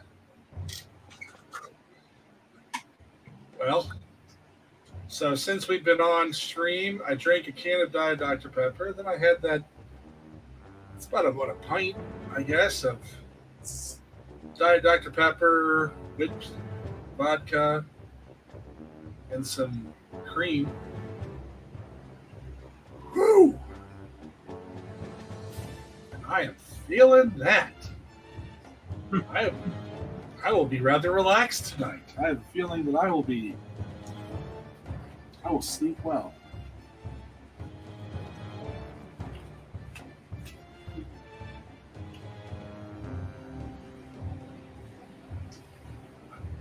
Comics and cocktails.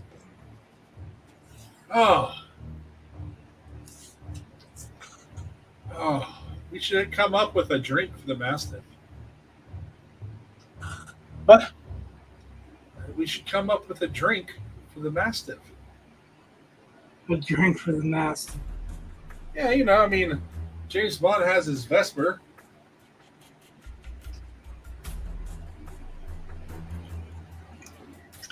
Well, We'll wait and find out if Mastiff,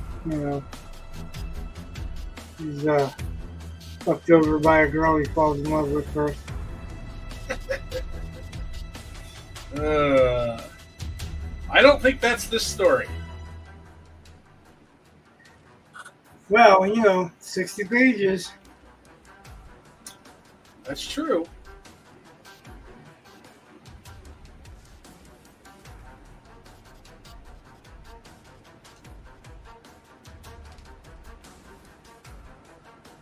Oh, Adam did it. Adam said a Mastiff drink. Oh, the puns. Adam, how many kids you got? In honor of Father's Day,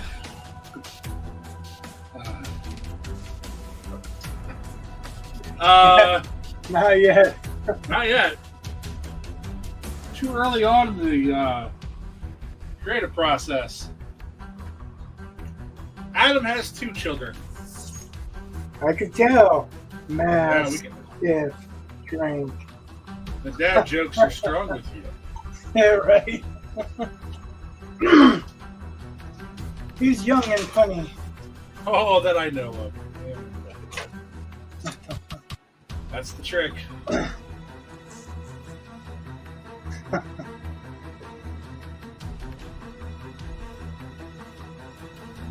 What are you hoping for?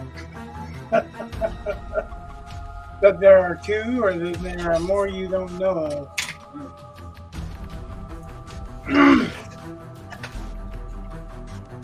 That's one of those things my students are just shocked by. Because I've been asked before, how many kids I have, and 2. And then, In the back of the classroom. Oh, yeah, that you know of, and I'm like, no, I'm pretty darn certain. It's no more than 2. You could argue that I don't know if they're both mine necessarily. I had a colleague once who said that it's the mother's baby, but the father's maybe. And I was like, oh, that's... no, I have no doubt that my kids are my kids because they look like they're my kids. Well, yeah. I mean, I have They no look doubt in enough my like mind me. either. They look enough like me that you could tell. What I always find kind of funny is my boys are only 18 months apart. So, and the younger one is the taller of the 2. So when they were growing up, we would get asked, are they twins? No. And then the same people would ask, do they have the same father? Yep, right here. Just right here.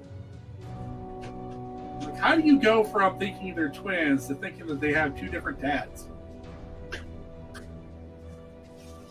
Yeah, because what do you think that they're not twins, but they were born at the same party? Yeah. My wife got really upset once about that, and I just was like, yeah, whatever. Person's an idiot. And they're like, they're kind of saying something about me. I'm like, I get it, but I don't believe them, so don't worry about it.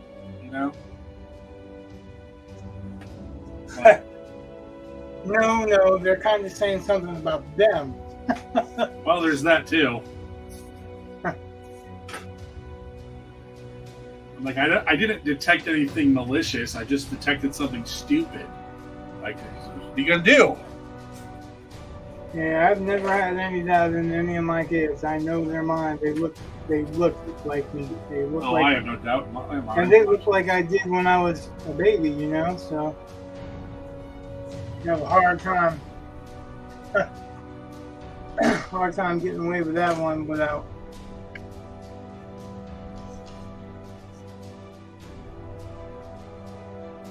Like, if they were somebody else's kids, that somebody else would look a whole lot like me. Well, that's one of those things where, like, and some of this is human psychology, but like Thaddeus, there are some shots of him that he looks a lot like my wife's sister. But there are also shots of him where he looks a lot like my mom.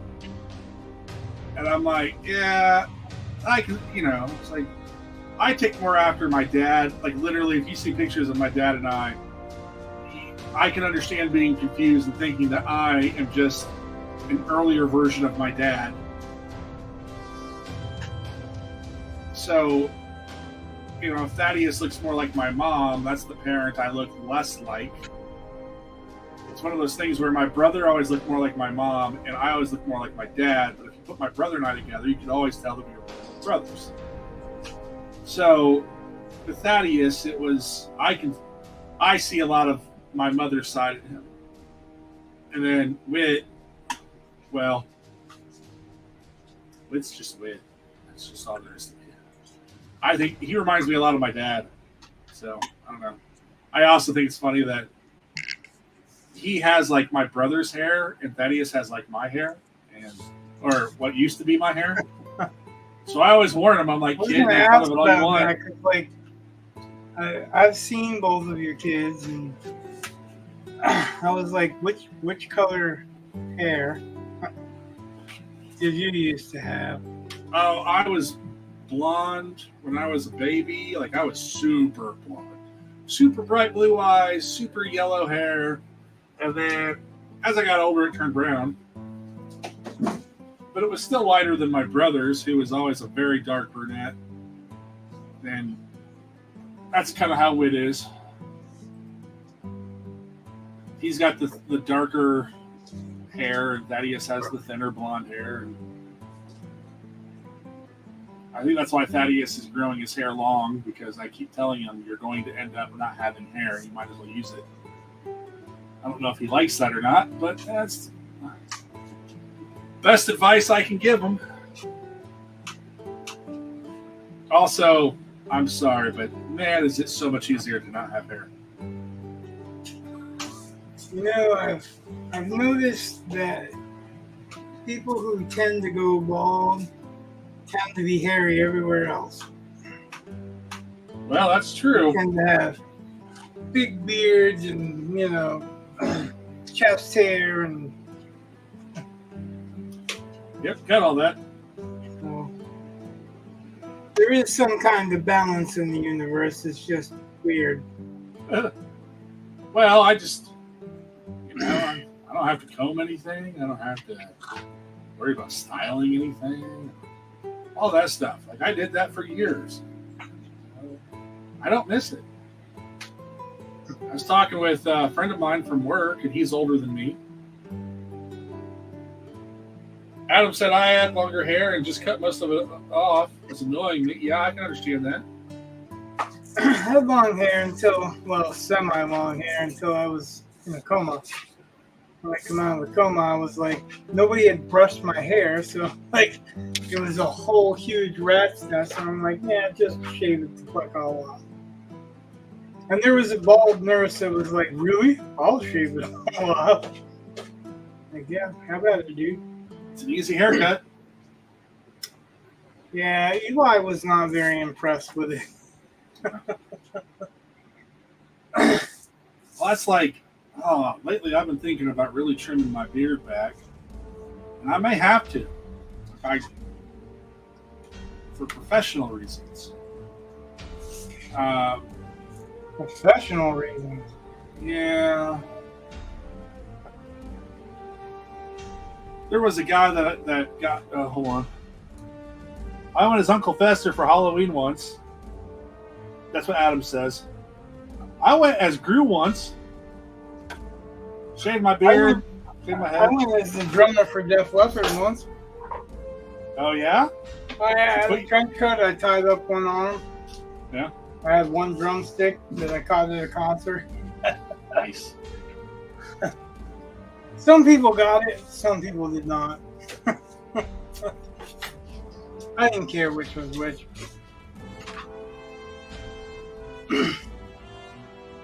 That would be kind of a more interesting,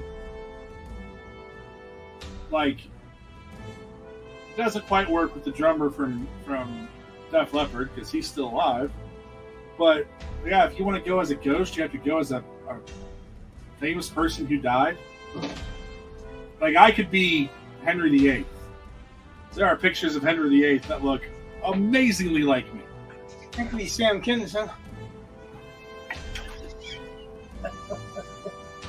I always thought it was fun because every year People used to tell me, right? the social studies department somebody would be showing something about Henry VIII, and then my kids would come in, pointing and giggling, and be like, "Oh, he does!" And I'm like, "Oh, Henry VIII? Oh, how do you know?" Like, well, because I'm not the first people to ever bring it up. No, I didn't know that. Now my feelings are hurt. Yeah.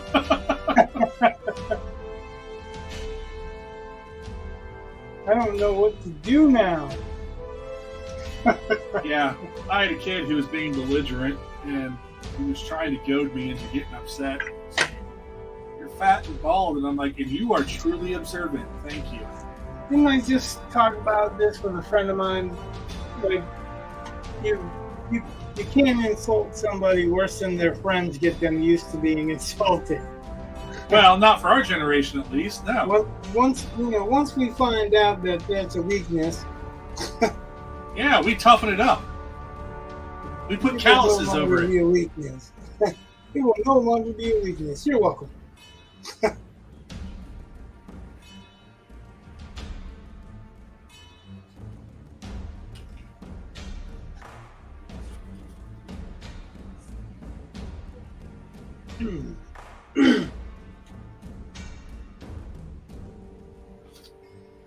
Oh my God. My son, Whit, the older of the two, I would say both of my children are smart, okay? Like, it's a humble brag, whatever, I don't care. You would say that, bud? Oh. Well, they're also still teenagers, so they do dumb things. There's usually a but when you say I would say that. Well, that's like no disrespect usually means you're going to disrespect somebody. But normally, Thaddeus is the quicker of the two when it comes to just witty retorts. Like, some of his executive function stuff kind of slows him down. But dear God, when he gets one out, he posted this thing. Like, my son Thaddeus had posted a picture to the group chat, and God. And I've never noticed it before, but Whit posted a picture. It's a meme. It's the woman. It's this blonde woman who's like, she always has like two options that are basically the same thing. But if you think about it the first way, she doesn't like it. And if she thinks about it the second way, she's thinking about it as like, oh, maybe that's not that bad. And she looks a lot like Thaddeus. And when Whit posted that, oh my goodness. I about busted a gut. Just like that was a good one. Like I can appreciate really good, solid burns, especially when I don't think they're done. I mean, it's not done in with spite or meanness. They're just having fun with each other, and it makes me happy. There used to be a rule in our house that if you laugh, you get in trouble.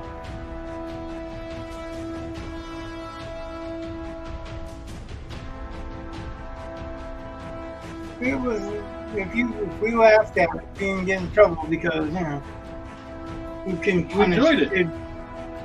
Who can punish a kid when you're laughing, Yeah.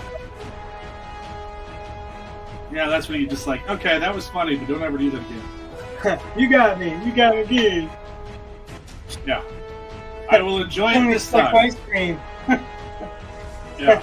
Don't expect ice cream. You might be hungry for about a week. That's what I've kind of noticed about students too, is they'll think that they're making fun of you, and either A, you've already heard it all before, so it's not funny. Right. Or if they get one in that's good and you just start laughing because it's hilarious, And they don't have day too. That's not how you're supposed to respond. Well, whatever, man. That was good. I'm gonna go home and tell my wife that was brilliant. Care.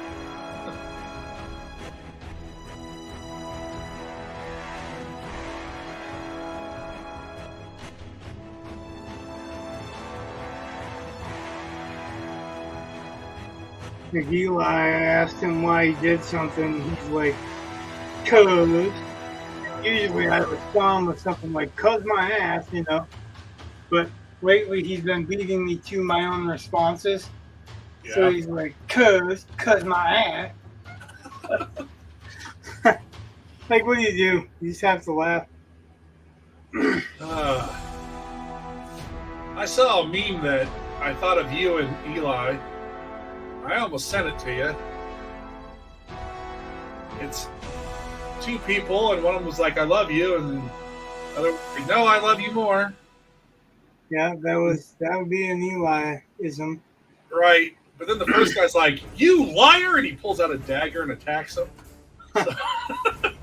Well, that joke would be lost on Eli, but Well, that's like when I'll go, I don't even like you.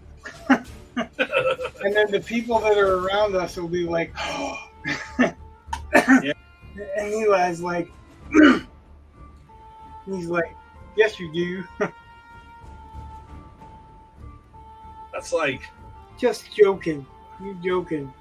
one day in class, I called Wit Daddy's Little Disappointment. And the kids were like, "Oh, you can't say that." I was like, "Well, I talked to his parents."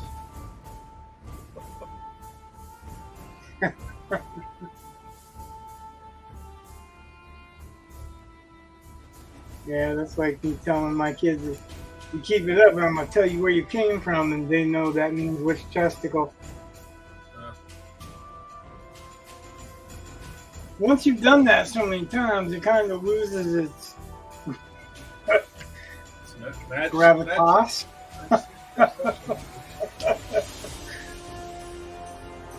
But it still cracks me up, so my generation, I was told, go out and play and don't show up until you're bleeding, Yeah. Don't show up until the street lights are off or you're bleeding. Or, regularly it was, "You keep that up, I'll rip off your arm and beat you with the bloody end."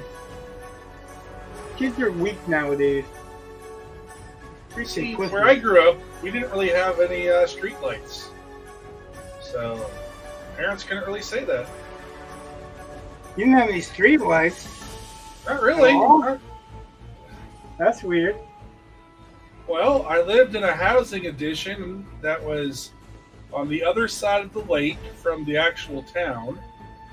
And at the time, there weren't a lot of people there. Like, for a long time, and it's completely different now. You lived in Mayberry? Well, no. I don't think to go to a store, you had to drive. Mayberry had streetlights.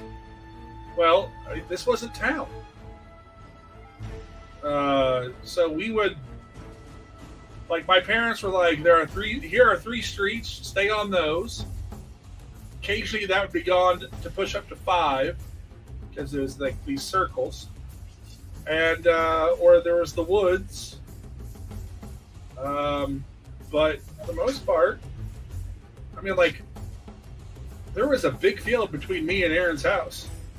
Yeah, still no street lights. Yeah, why would there be? There's just a ton of houses. There's a ton of houses there now. It is insane. And one of the houses that was there, when I drove by there a couple months ago, was just huge. But, I mean, I can remember there was forming a path between my house and Aaron's house through the field.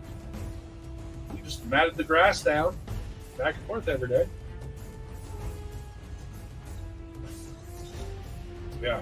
Adam said, "Get outside and play and don't come back till later, but if I have to come looking for you, you're in trouble." Yeah, that sounds about right. And, yeah. when Aaron's dad whistled, that was time for them to go home. Although, to be fair, we normally played over at Aaron's house. And it was when the street lights come on and don't show up unless you're bleeding before that.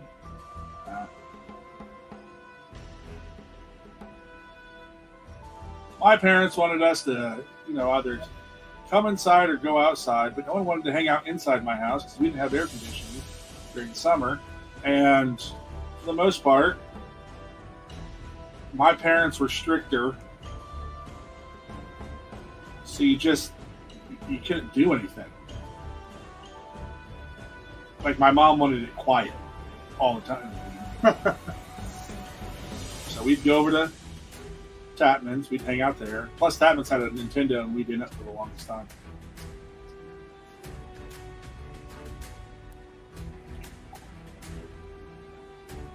Aaron, didn't you go home more than once bleeding?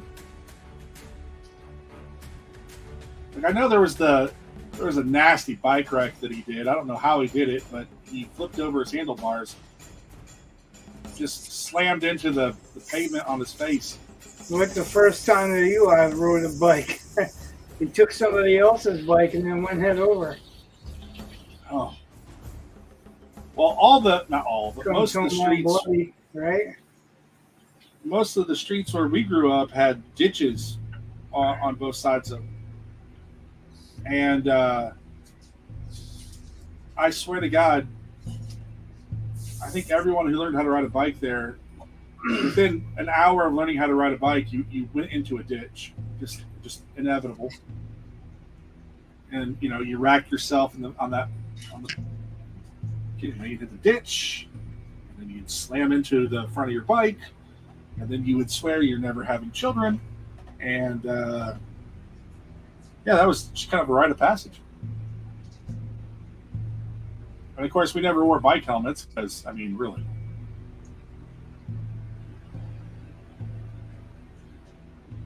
Why the fuck would you? People looked out for kids back then. Well, to be fair, there was not a lot of traffic where we were. So right, if there's no street lights, you can't expect a lot of traffic, right? Yeah. Oh my God! So Sunday night, we're driving home from New York, and I remember we were in Pennsylvania forever because it's wide, and there are no street lamps anywhere. I was like, there are no street lights anywhere around here. Like, we're on a major highway, and there are no street lights. And then we switched drivers when we got a little bit into Ohio, and so I'm driving, and there are tons of lights. Like, you could read a book. It was great. The only problem was I don't like to use cruise control. And at one point, I think I was doing about 95. And I thought, because, there's no traffic. Because it's like, 2 in the morning. And we weren't by a city. So it's just nothing. And it was pretty wide lanes and bright and just... I don't normally have that much of a lead foot, but man, my goodness, there were a couple times I just kept having to catch myself. I don't like using cruise. My wife will use cruise control all the time. I just feel like you're always constantly having to turn it off and turn it back on because somebody pulls out in front of you. So, easier just to use your foot.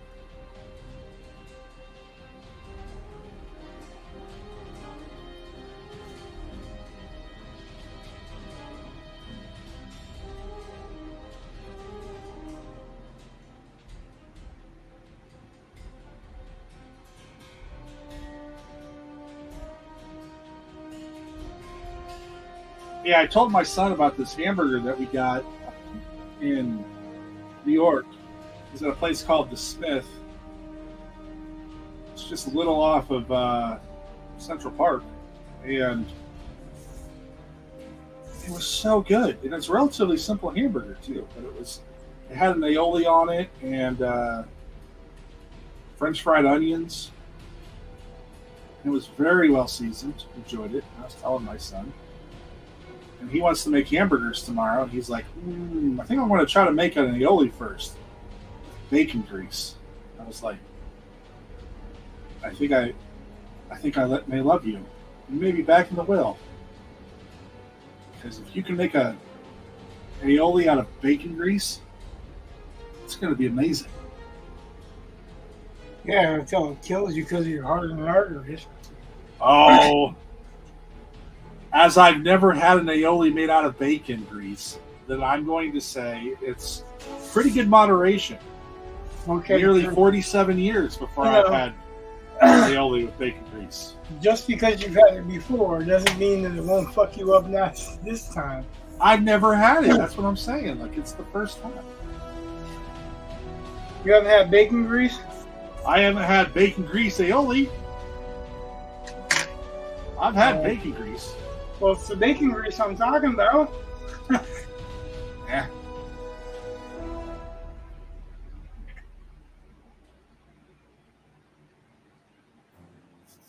I'll have to let you know Thursday how it works. If it's any good.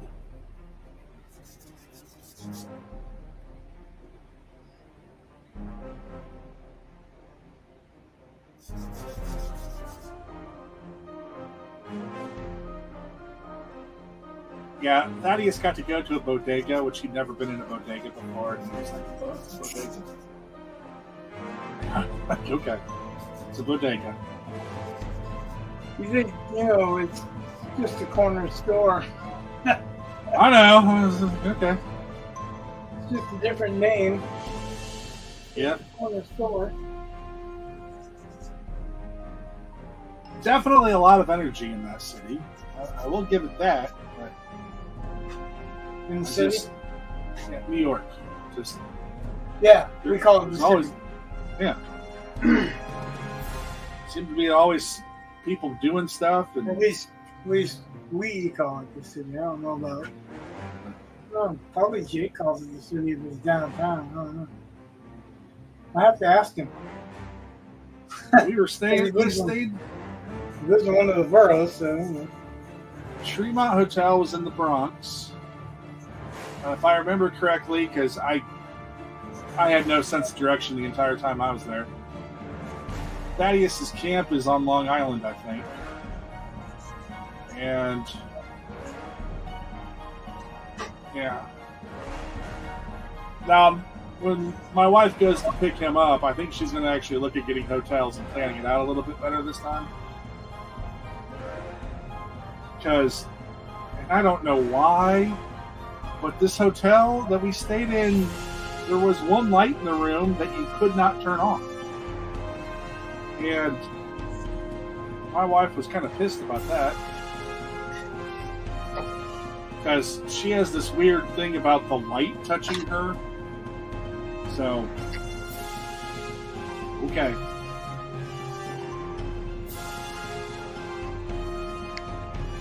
Once we got the air conditioner working in the hotel room, I was like, all right, I'm good. Out.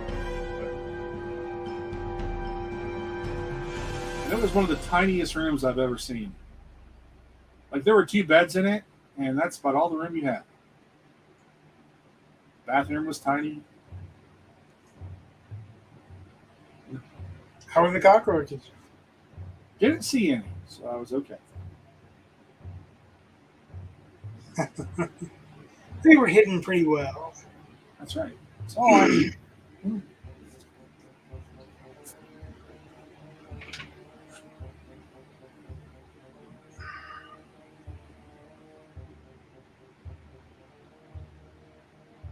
So yeah, my cousin, not my cousin, it's my wife's cousin. They tend to take trips into New York for a weekend where like it's some bus tour. Like the bus drops them off at a hotel and picks them up like Sunday night and drives them home. And that wouldn't be bad, I don't think. You know, going and actually having a plan on visiting something, but whatever.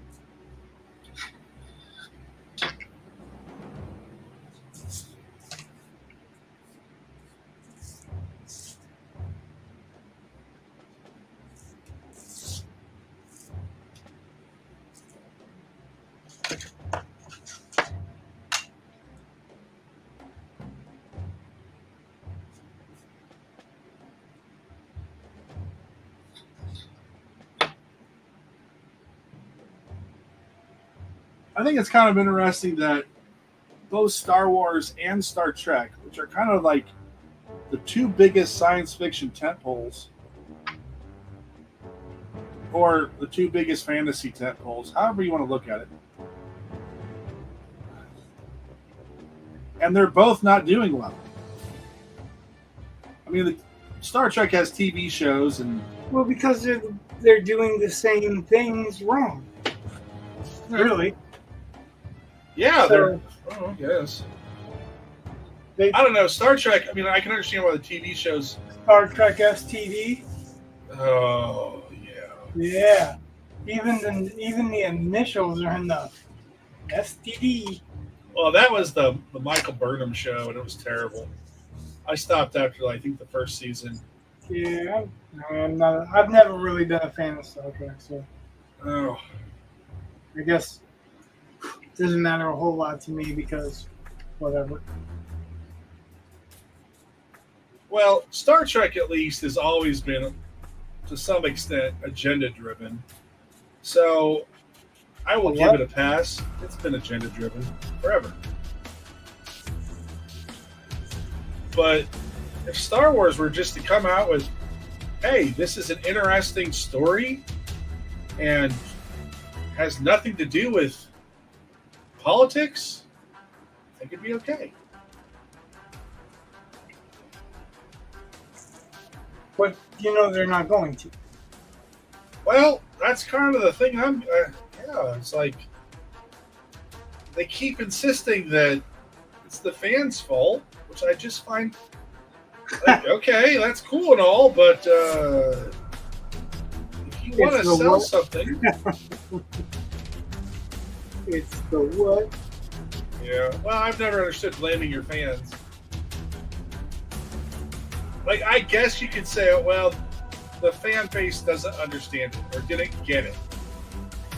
Okay, that's not really blaming the fan base. It's just identifying that, hey, it was not something that the fan base liked. But saying, oh, the fan base is racist or something, that's problematic. Like, well, if the fan base is racist, why are you trying to sell to them? Drop the property. If the fan base is racist, Well, they always like, oh, they're racists, misogynists, homophobes. It's like, no, they just want a decent story.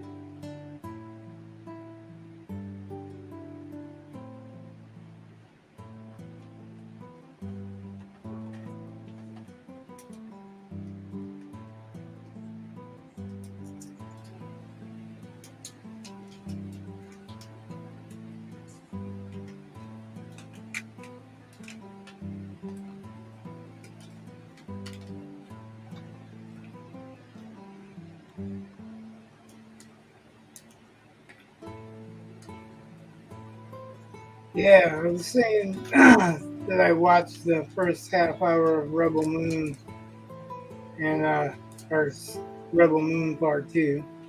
Yeah. I don't know why it took me so long to realize it, but they've got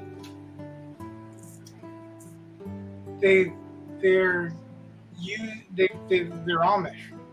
Like on the planet, the farming planet, they're Amish. They have spaceships, but they're Amish, which doesn't make any sense. In this one they show a cart horse type of thing hauling a cart that levitates. Like, why don't they have a combine? We have combines now. Why in the future don't they have combines? Well, there's a whole bunch of that just never made sense. Right. It's one thing in Star Wars because it's a fantasy, right? So you can kind of forgive some of that because it's all bullshit on face value. But this is supposed to be, I don't know, I guess it's the same thing, but it doesn't seem like the same thing to me, and it's just like, wow. Well, that's I'm looking at it, and the more I watch it, the more I go, this is hugely bullshit. Even Dune, which took more care with economics than I see a lot of in other places. Even their economics don't really make a lot of sense. Like, because you have these planets that make, like Ix is known for technology. Like, all right, well, they're just different. Like, you have these planets that have basically one export. There's a little bit of difference in Dune, though, because Dune is really, no matter what he says, it's allegory. Well, yeah, but I'm saying OPEC, spices, oil. I mean, right. You can see it pretty obviously where it's allegory. And all the houses and all the planets, they're all the same thing. I mean, it's allegory for something else. So that's why they're like Caladan. What's Caladan's export? I don't know, because fish. The claim to fame is that it's a water one, so there's water and fish. But would you export fish and send it across the galaxy or whatever? So that's what I think about a lot of that stuff. That's my biggest problem with also, a lot of science fiction. The travel in Dune is full space. Yeah. So that's a little bit of a different, little bit different than what we're talking about in Star Wars or Star Trek or any of that. In Star Wars and Star Trek, well, Star Wars, it's, faster than light capability, which is bullshit too. None of it makes sense in Star Wars. Yeah, but it's not supposed to because it's a fantasy set in space. Right. It's all so the when Darth Vader rides on top of his TIE fighter, controlling it via the Force, like, it's cool, but at the same time, that is one of the dumbest things I've ever seen. But okay. I don't know what that was in. Oh God, it was. I want to say it was in Star Wars Rebels, but there's a scene. That must be it because I haven't watched that shit. So. Well, I'm telling you, there's a scene where he flies in on top of his TIE fighter. Or I mean, in Rogue One, if you think about Darth Vader and all those lights on his chest, that's there for his breathing apparatus. And he turned it off. He turned it off so that he could flick his lightsaber and it'd be super cool. It's just like, what? So, sometimes, yeah, Star Wars gets a little bit more of a pass because, they have people breathing in space. So, yeah, they're Yeah. more of a fantasy. So like that's the way I've always seen it. Is Star Wars is space fantasy. Yeah. Star More Trek so is is sci-fi, ish. and they've actually innovated a lot of things based on that show. That's true. So it's self-fulfilling prophecy sci-fi, but Well, um, when done well, I think Star Trek is great. But Star Trek's it's an enigma for me. Like some of it's all right. Don't get me wrong. Like, but it's I've never been a hardcore fan ever. Like uh, even of the old ones, and I've watched all the old ones, but honestly, most of the time that I'm watching that stuff, it's because there was nothing else on. right. I can understand that. Although I watched Star Trek Next Generation because I just liked it, and it was on Sunday mornings. Watched it with my dad, so I always kind of liked that. Well, that's another thing too, right there. If there's a nostalgia to it, there's a connection between you and your dad or whatever. Yeah, But I'm not insulting anyone that's a fan of Star Trek, Star Wars, any of that shit. I love the first three Star Wars movies, the impressions that they gave me, and I've seen them since they were out, pretty much. You know what I mean? So, like when I see the prequels and I see the extensions from there, it destroyed everything that I watched those movies over and over and over and over and over again. You know what I mean? Adam said, "Ooh, we are talking some Trek. Welcome to Trek." Yeah, not really. Not really. Yeah, not much. I promise. Yeah, the original Star Wars. I watched that trilogy so many times, over and over and over again, that there is a mythology in there that when you watch it so many times, you don't even have to think about it, it's there, right? Yeah.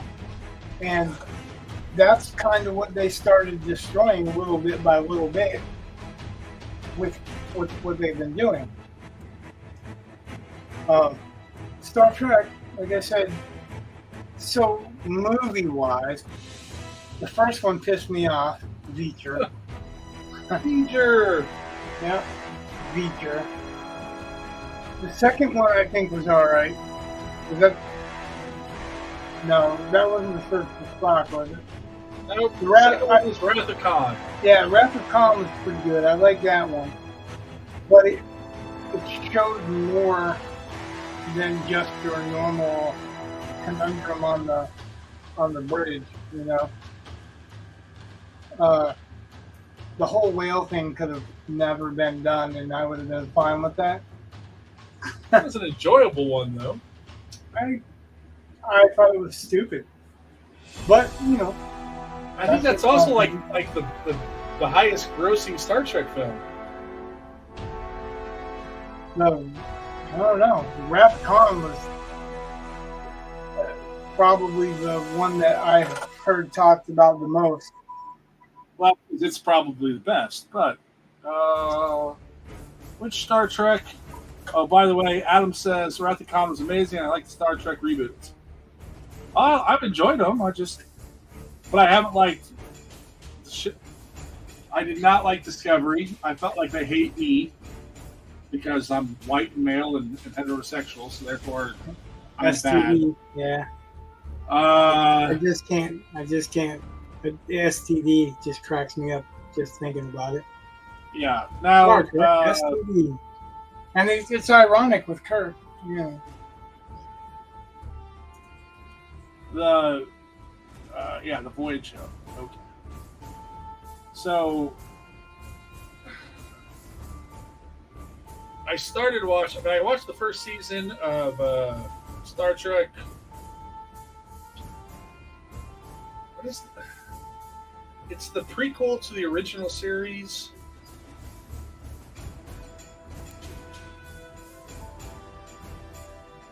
Oh, Voyager was not better. No way in this lifetime was Voyager better.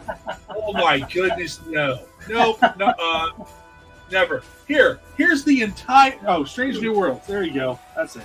That was a good. See, I enjoyed it. I don't know why I stopped watching. Probably checked the Disney. But Voyager. Here's the plot to every single Voyager show.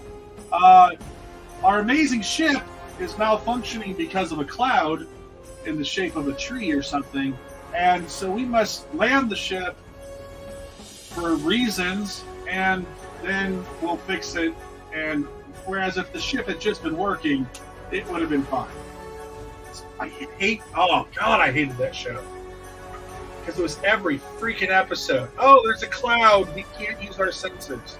Oh, there's an anomaly. It's just like, God, here. First episode, they start off with this ship that's super amazing, and then it's just never gets used. Pissed me off. Oh. Wasn't that the one I think it's weird. That's all good. And Adam, if you liked Voyager, enjoy Voyager. There were aspects of it that it could have been way better, and I guess that's the part that pisses me off. Like, it's a neat concept. It's not wasn't that Star Trek Lost in Space? Yeah, it's Star Trek Lost in Space. I liked Starscape.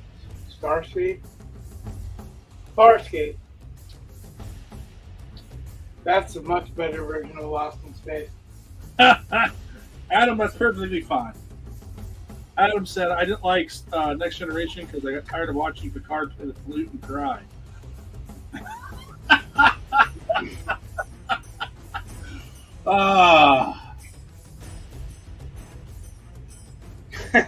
You guys have the battle of the fans here because I could care less. Oh, I know.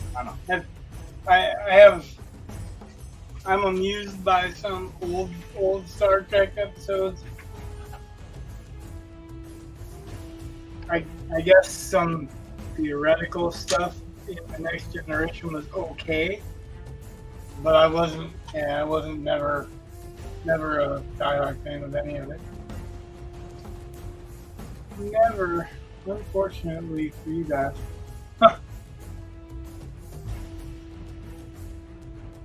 Okay, I was wrong about Star Trek The Voyage Home, as all the modern ones have done better. So it's the second highest grossing of the original cast, which is really sad because the first one beat it. That's just... Well, that's because it was two seasons of Star Trek and then nothing, and then they brought out a movie. So all the fans of Star Trek that were holding Star Trek cons and all that stuff had to go see it. And then they were like, "Oh yeah, that's not so great." Well, I guess that was just me. That first one, it's got some aesthetic things that I think are kind of neat. I think it helps develop this sense of wonder and awe visually. It's just, well, there are a couple problems with it. Like, number one, they never really... Well, I'll compare it to Wrath of Khan. Wrath of Khan, we get introduced to the Genesis weapon or whatever, the thing that can terraform. And that plays a role in several movies after that. Whereas, V'ger, nothing. Never talk about that again. Oh, now I hear the beeping. Yeah, that beeping was not the beeping I was hearing earlier. Oh, okay. That beeping was my wife putting the keys in the lockbox so that Eli don't drive the car when we're sleeping.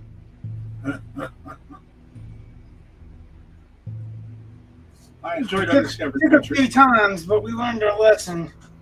Yeah. I could literally, I mean, I can watch any of the Star Trek movies. I've enjoyed them all. Like, there are definitely ones I like better, but I've definitely looked forward to them and enjoyed them, and I have no problems with them. And they each, the original ones have a flavor. Next Generation has its flavor. The Abrams universe or whatever it is has its own flavor, and I'm okay with that. But it's also like, I can watch James Bond movies pretty much whenever, and a lot of that has to do with nostalgia because some of it's just so campy, like especially the Roger Moore era, and whatever. But I can enjoy them. I can just. It's that nostalgia thing. I grew up. It's one of those.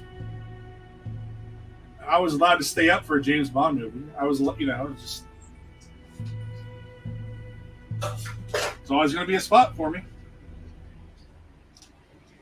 You think there's a new Star Trek coming out? It's the same for me too. My mom actually liked James Bond, so I think she had a thing for Roger Moore, or not Roger Moore, Sean Connery. So, but I was allowed to stay up late to watch those too, and they were coming on. They'd come on TV, right? Yeah. Like ABC or Movie of the Week or whatever. So. Yeah, they were on for quite a bit. Like, it's a TV movie, so it lasts extra long because of all the commercials. And, as a kid, it was great.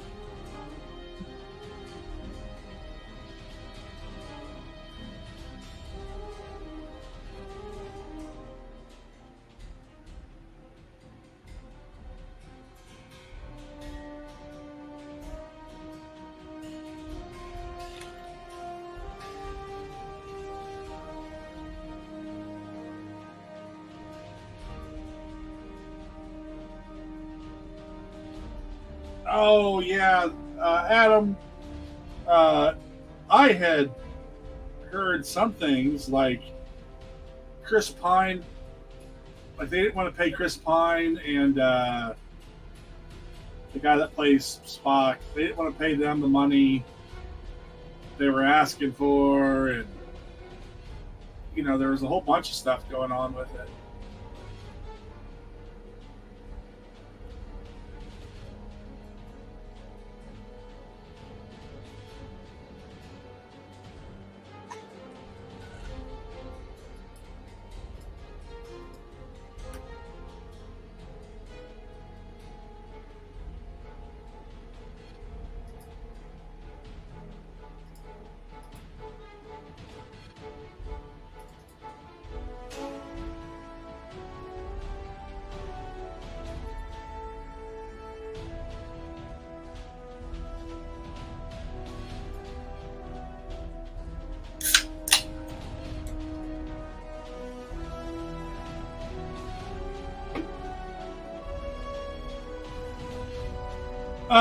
Yeah, Adam, I watched the first season of Strange New Worlds was pretty fun.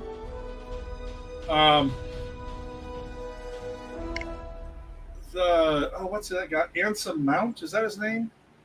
Guy that plays Captain Pike. I've liked him ever since Hell on Wheels, and that was his show. Huh? That was his show. Yeah. Like, I mean, it was his creation. Oh, really? Yeah. Yeah, Adam, Dr. Pepper's not a sponsor. But they could be. I'm just saying.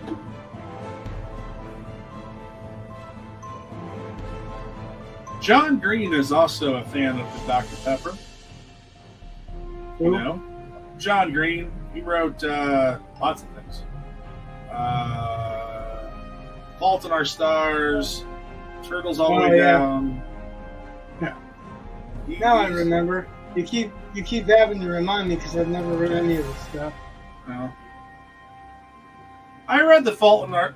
I'll take that back. I read Turtles All the Way Down. Um, I would. How would I rate that? It does not stick the landing very well. And it's like he doesn't care to stick that landing, and that kind of bothers me.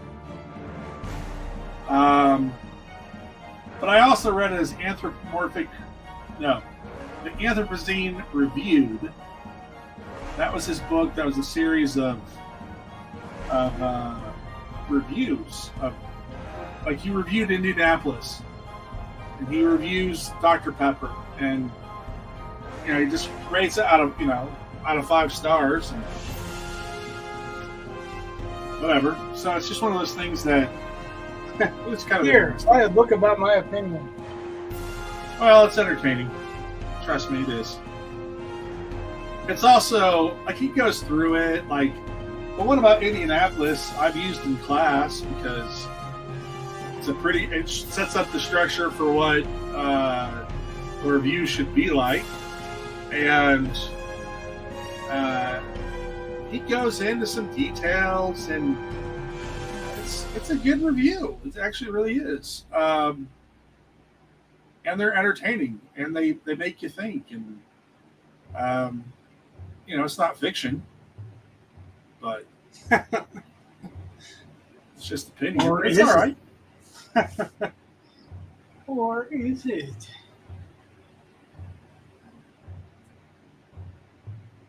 Well, when he's calling out, like, there's a road in Indianapolis, which is kind of a major road, and he lives near it, called Ditch Road. Like, kind of criticizes the naming conventions of some of those things, and how there aren't any sidewalks and all this stuff. He's kind of comparing it to New York City, because that's where he had moved from. And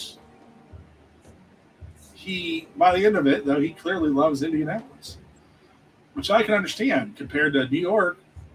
Having been in New York, I like Indianapolis better too.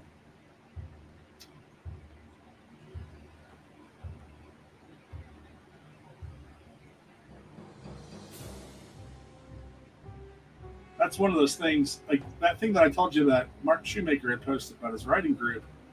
I'm like, I wish there were a fantasy writing group around me. But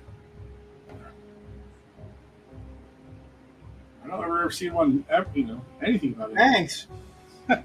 Hey, I appreciate you and Jake quite a bit, but it's also kind of nice to be able to meet actual people. And it wouldn't be bad to be able to, if you guys read it, you're reading it during progress, and if I do major revisions, I don't feel like it's fair to ask you to read it again. So I kind of need 2 groups. Oh, I get that. Plus, you don't get a real reaction that way. You get it's better or not, right? Right. Plus, like, I was saying, you're in a writing group, and I think we are a good writing group. So I agree. I think we're a great writing group. I like the skill level involved, because you and I have both worked with writers where you're like, you're not really on the same. Yeah, right. You're not on the same level yet. I mean, every time I agree to critique something for Writers of the Future, the first 13 are interesting, and then you see the rest of it they just didn't do anything on. It's only the opening that they were trying to sell you on. And I can kind of understand that, but yeah, I mean, it's just, well, when you go from a fairly interesting 13 lines to an outline that's changes tense and everything, their present tense, right. Or like I had the one guy that just, I swear to God, he he went pages without ever writing a sentence. It was just sentence fragment after sentence fragment after sentence fragment. That must have been fun. And I'm like, why can't you just write a sentence? Oh, subject, verb. This is not complicated. Like, and I understand, like, sentence fragments sometimes can add emphasis. There are some aspects of that which are natural. Because it's a truncated statement, it tends to be more powerful. And when done sparingly or judiciously, it can be really powerful. But for the love of God, it shouldn't be 90% of your prose. And then, then the guy called me out in the forum because, because I think it was overall an interesting concept. Yeah, he didn't like what I said, and he got pissy with me about it. And luckily, it's not luckily, I guess, but thankfully, there were other people that contacted me directly. They're like, dude, that guy's being an ass. And I just like, whatever. It just means I don't ever have to critique any of his stuff ever again. It's like, all right, you just, and I'm nobody, nothing special. Adam said, did a sentence grenade go off? So many fragments. Yeah.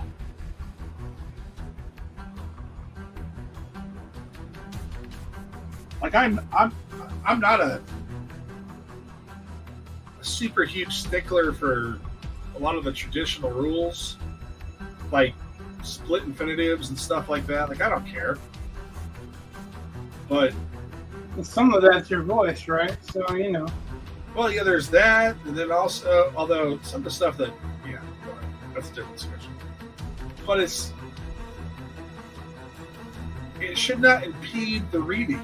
And when I'm having to kind of finish, mentally finish your sentences because you didn't, kind of a problem.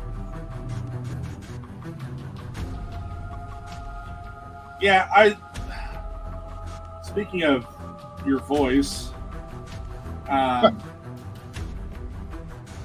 one of the, Mark Shoemaker had posted this thing where it was some tiny insignificant change. He's like, this is what Grammarly does to your writing. I'm like, okay. Like, I could see the difference. It really wasn't that big of a difference. But he's trying to say that's your voice. I'm just like, I don't think that's... No. And there's way more than that. There's different theories on what voice consists of. Yeah. Like I was saying, Orson Scott Card says you you do one draft, and when you write it out, it's pretty much stream of consciousness, and that's your voice. Like, you can edit that, but you don't redraft it because that's your voice. And that's, I guess that's kind of true, but if you ever want to improve your voice, or maybe if you want to make your voice invisible, or your character's voice, the voice that everybody's paying attention to, right? Right.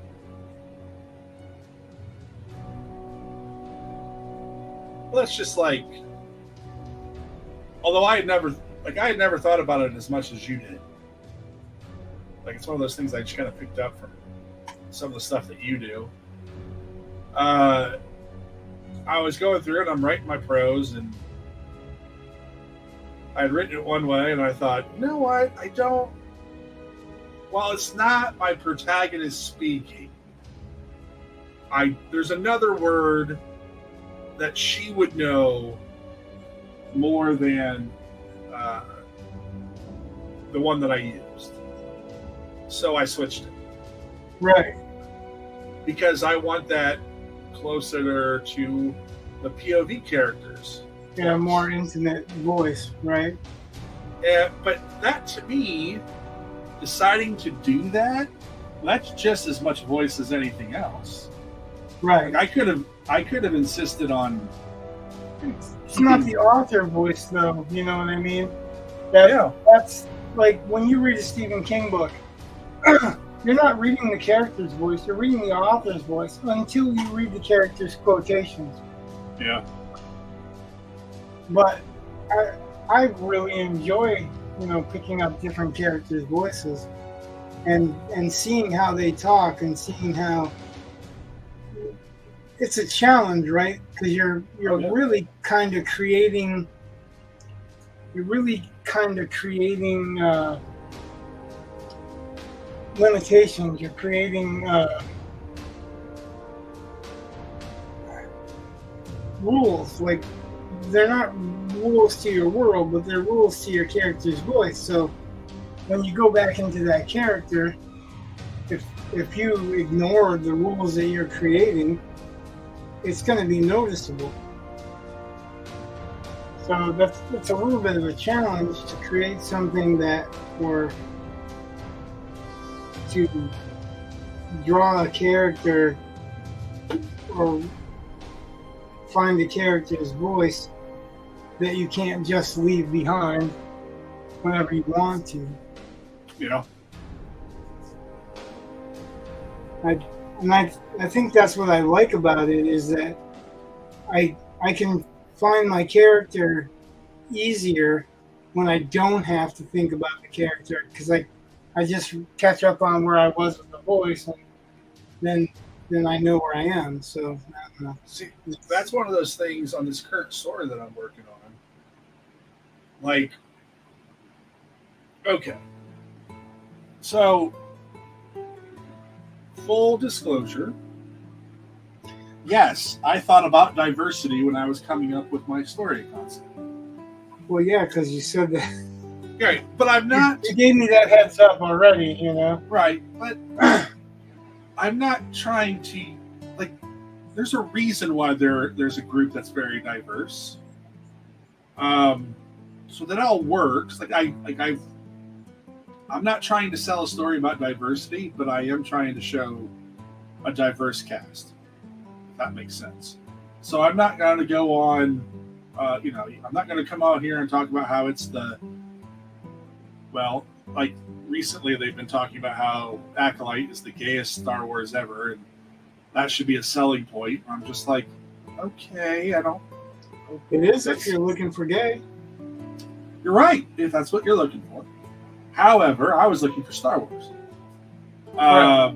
And I'm not saying Star Wars can't have gay characters. I'm simply saying there's normally not a lot of sex in Star Wars. So I don't really need to. As there shouldn't be. Yeah, right. Well, I know, like, some people got upset with one of the films because they had two women kiss, and I was like, who cares? They're background characters. And what, you're saying there aren't going to be any gay characters in space? Like, just come on. There's like only one kiss per movie in the originals, right? Right. That's true. But even those are a little questionable. Two in the first one, because Han kisses Leia and then Leia kisses Luke. But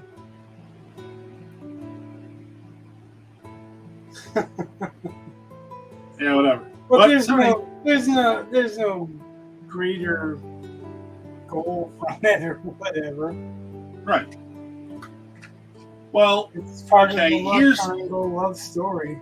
Here's kind of where the difference is, and I'm not sure how to feel about it, to be honest. But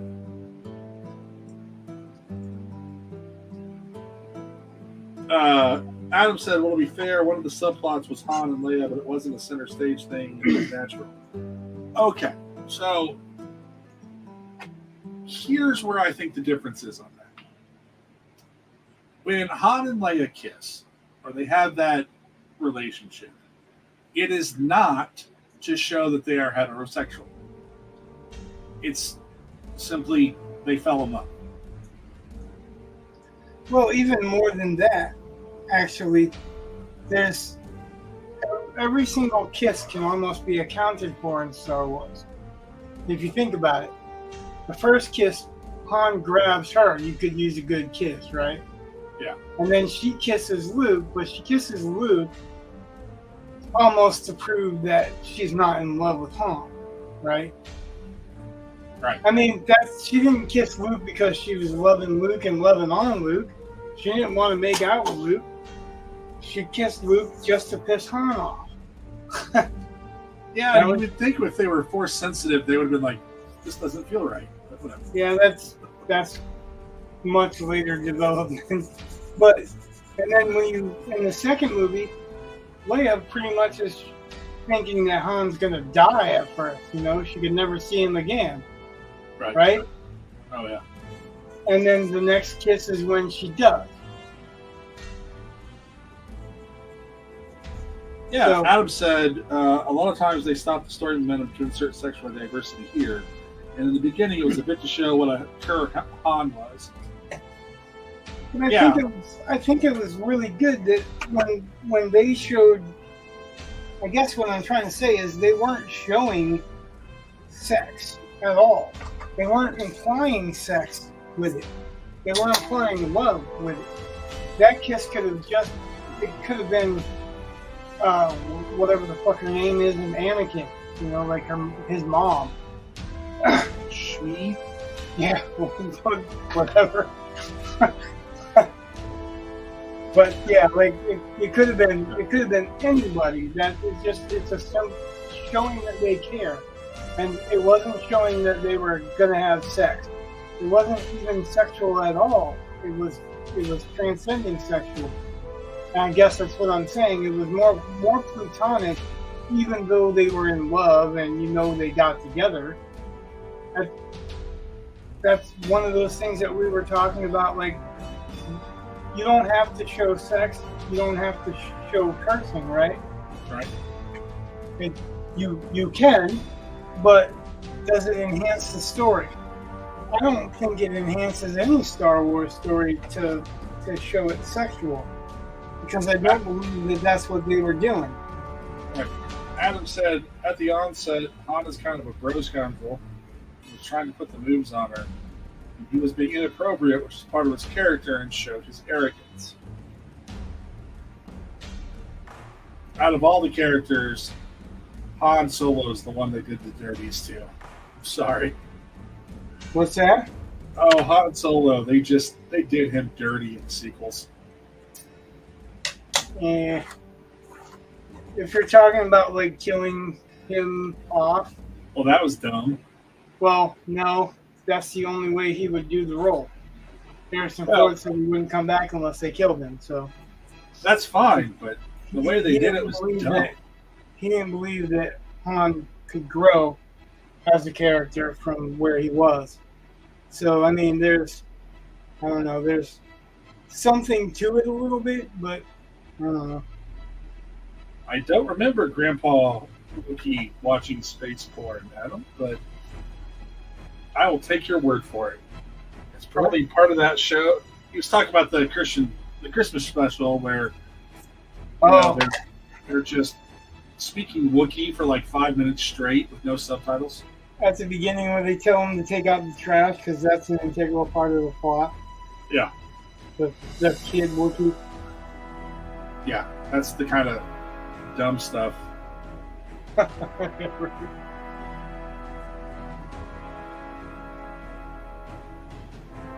Yeah, I really wish. I mean, as a writer, I wish I could capture the magic that was Star Wars for me growing up. Like, I don't have to write Star Wars. I would just like it to be that. And I want something that's. I've read a few Star Wars books, like canon books. Yeah. And the only one that I've ever felt really captured, like the way they talk, the way they, the voices write properly, is Timothy Zahn. That dude just got it down. See, that's funny because I did not like Timothy Zahn's stuff. Like I've tried to read his stuff, I don't like it. You didn't like what? I didn't like Timothy Zahn's stuff. Really? Wow. Yeah.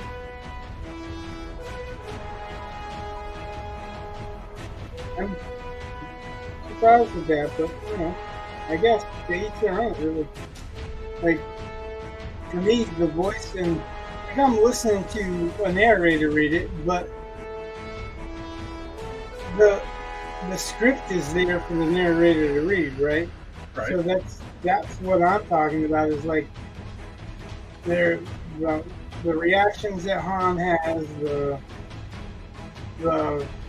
arguments that Leia puts forth and stuff like that. It feels genuine to me. All right. And same thing with Luke, because it's the ultimate do-gooder, and that's exactly how he's made to appear. At least in the trilogy that I'm going through. So, and I don't know if you were reading these ones, but Adam said about this Christmas special at 2:30 it gets pretty funky, and this was a family holiday special. what? Yeah, but it was the 70s.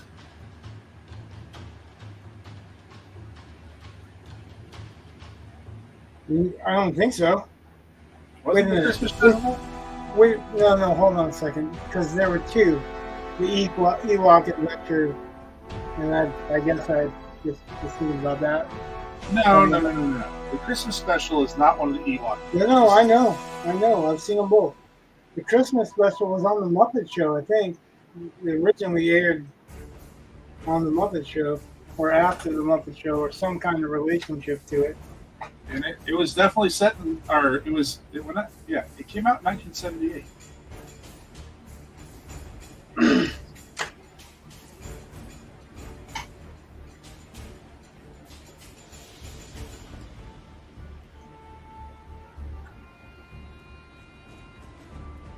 The holiday special is what makes me think. I mean, that knowing the stories about how all the revisions that went into the concept, you can tell George Lucas didn't really know what he had yet, because that Christmas special never should have seen the light of day. I just think it was money. George Lucas clearly was about money with Star Wars. Like after the original Star Wars, which was a passion thing, it was all about marketing. Matter of fact,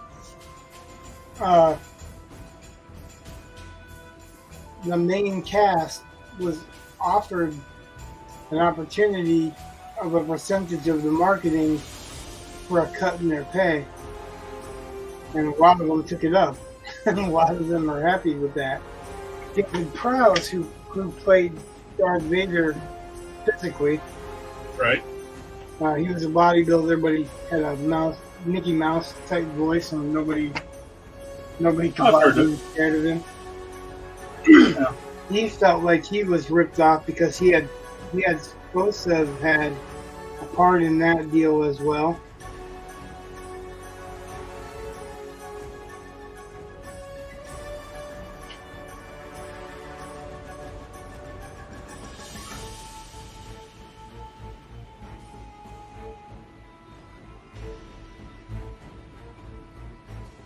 Adam, I don't understand. He said, "Isn't it funny how Endor is all outdoors?" It's a play on indoor, outdoor. I think it's funny that you can't use Endor because of Andor, but Endor is an actual location in the Bible, the Witch of Endor, Yeah, that's what I was. and that's probably what they drew on in the first place. But and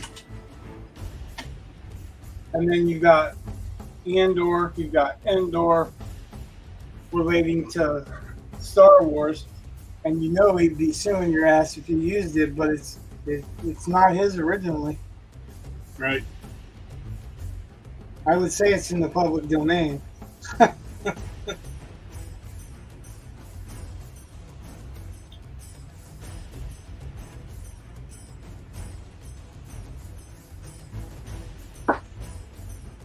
Yeah, I guess I never thought about that.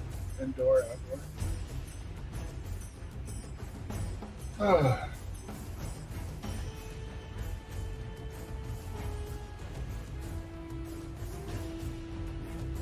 So I'm filling some of the gutters so that these two panels will look like they're overlaying this panel a little bit. Who mentioned that to me? I was simply asking because I thought it was weird. I thought you liked the idea, so like I threw it in for you. Now that I know that you thought it was weird. On a drawing note, Rich, what are your thoughts on the Pentel brush marker versus the Tombow brush marker? Preference, I like the Pentel, but I seem to just make a mess with it. Well, I think that tells you right there.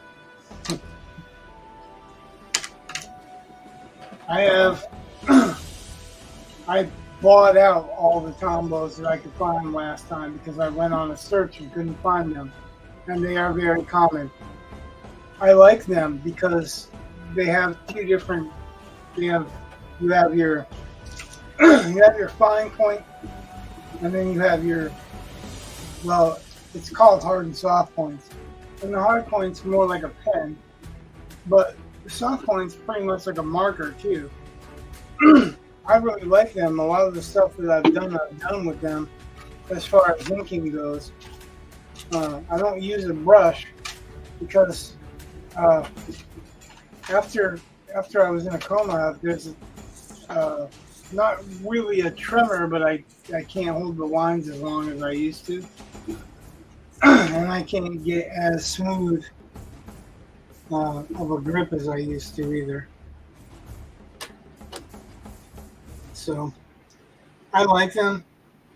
I also like the Micron PNs,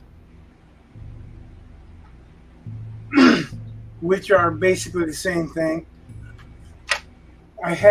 You're talking about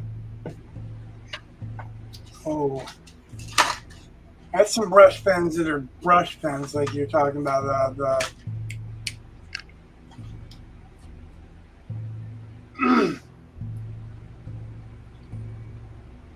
Pentel, and those depends on which ones you get. They're not bad either. I got no real complaints about them, except for the ones that are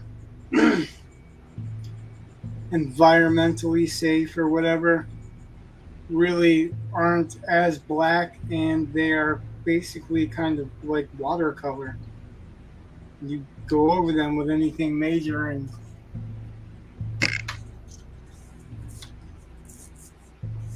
they're pretty much gone. So I think we're reaching that point again. Okay. Where I don't know, can you see the layout? Hold on a second. It's much more of a layout. I still have to finish some character, but there's a lot of piping and there's a lot of cross beam and yeah, I can see that. So this is mostly black and dark shadowed because that goes into a hallway that's not lit. This is a hallway that's lit. These are going to have, like, I haven't actually laid them in yet, but not these two because these are more stanchions, but this one and maybe these are going to be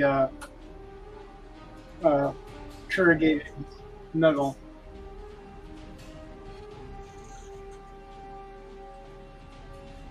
Adam really likes your folds on the hood. Thank you. Drapery. Yeah. I use references, but I just take enough of what I'm using to make it look more real.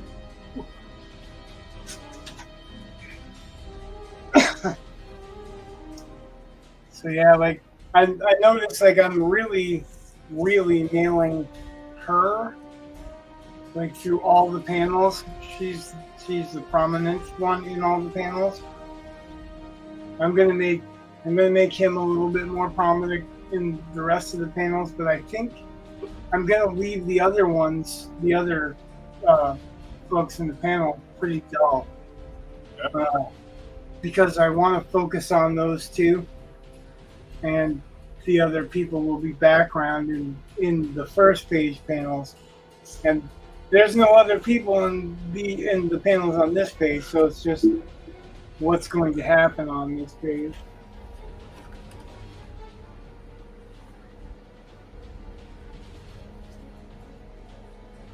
So yeah, another day, another panel. Sweet. We're almost up to, like, I mean, these two are larger panels, and now I've got to, nope. I was gonna say now I got to rethink them because of the way they're presented, but that's not true. I'm looking over at it, and these are different angles, so like these ones might be a similar size.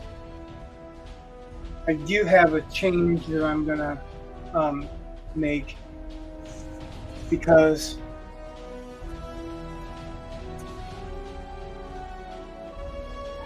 they're not gonna actually kiss, right? And this panel makes it really look like they're kissing.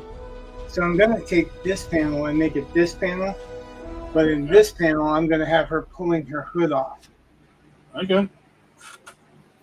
So that's a difference in the layout, but it's a small difference. And I think there'll be mostly background here, but this will just be her face on, pulling her hood off. And then this one will be a almost kiss or almost embrace, or looking like it's going to be, so that, you know, the next page can happen the way it's supposed to happen. I think that'll do it, right? Yeah. I mean, like, you don't feel like I'm cutting anything out by that. It's one panel, but I'm adding an extra panel and taking away the kiss because their lips are actually touching in that panel, and I don't think that's going to work with what I'm going to do after. I'm kind of psyching myself up for what's going to come up next. The next page. That's all we're getting to. That's the whole point of these 3 pages. Is the next page. Actually, I think there's more panels on the next page too. But... all right. So I think that's pretty much it. It's 10 minutes to midnight, which is our normal quitting time since we've been starting this, right? Yeah. We are not going to be on Saturday because Brett's going to be away, and I have been given a substantial amount of money to focus on some writing. So I'm going to try to pick up on that writing on Saturday, and then we'll be back again next week as normal, right? Should be right. Yeah.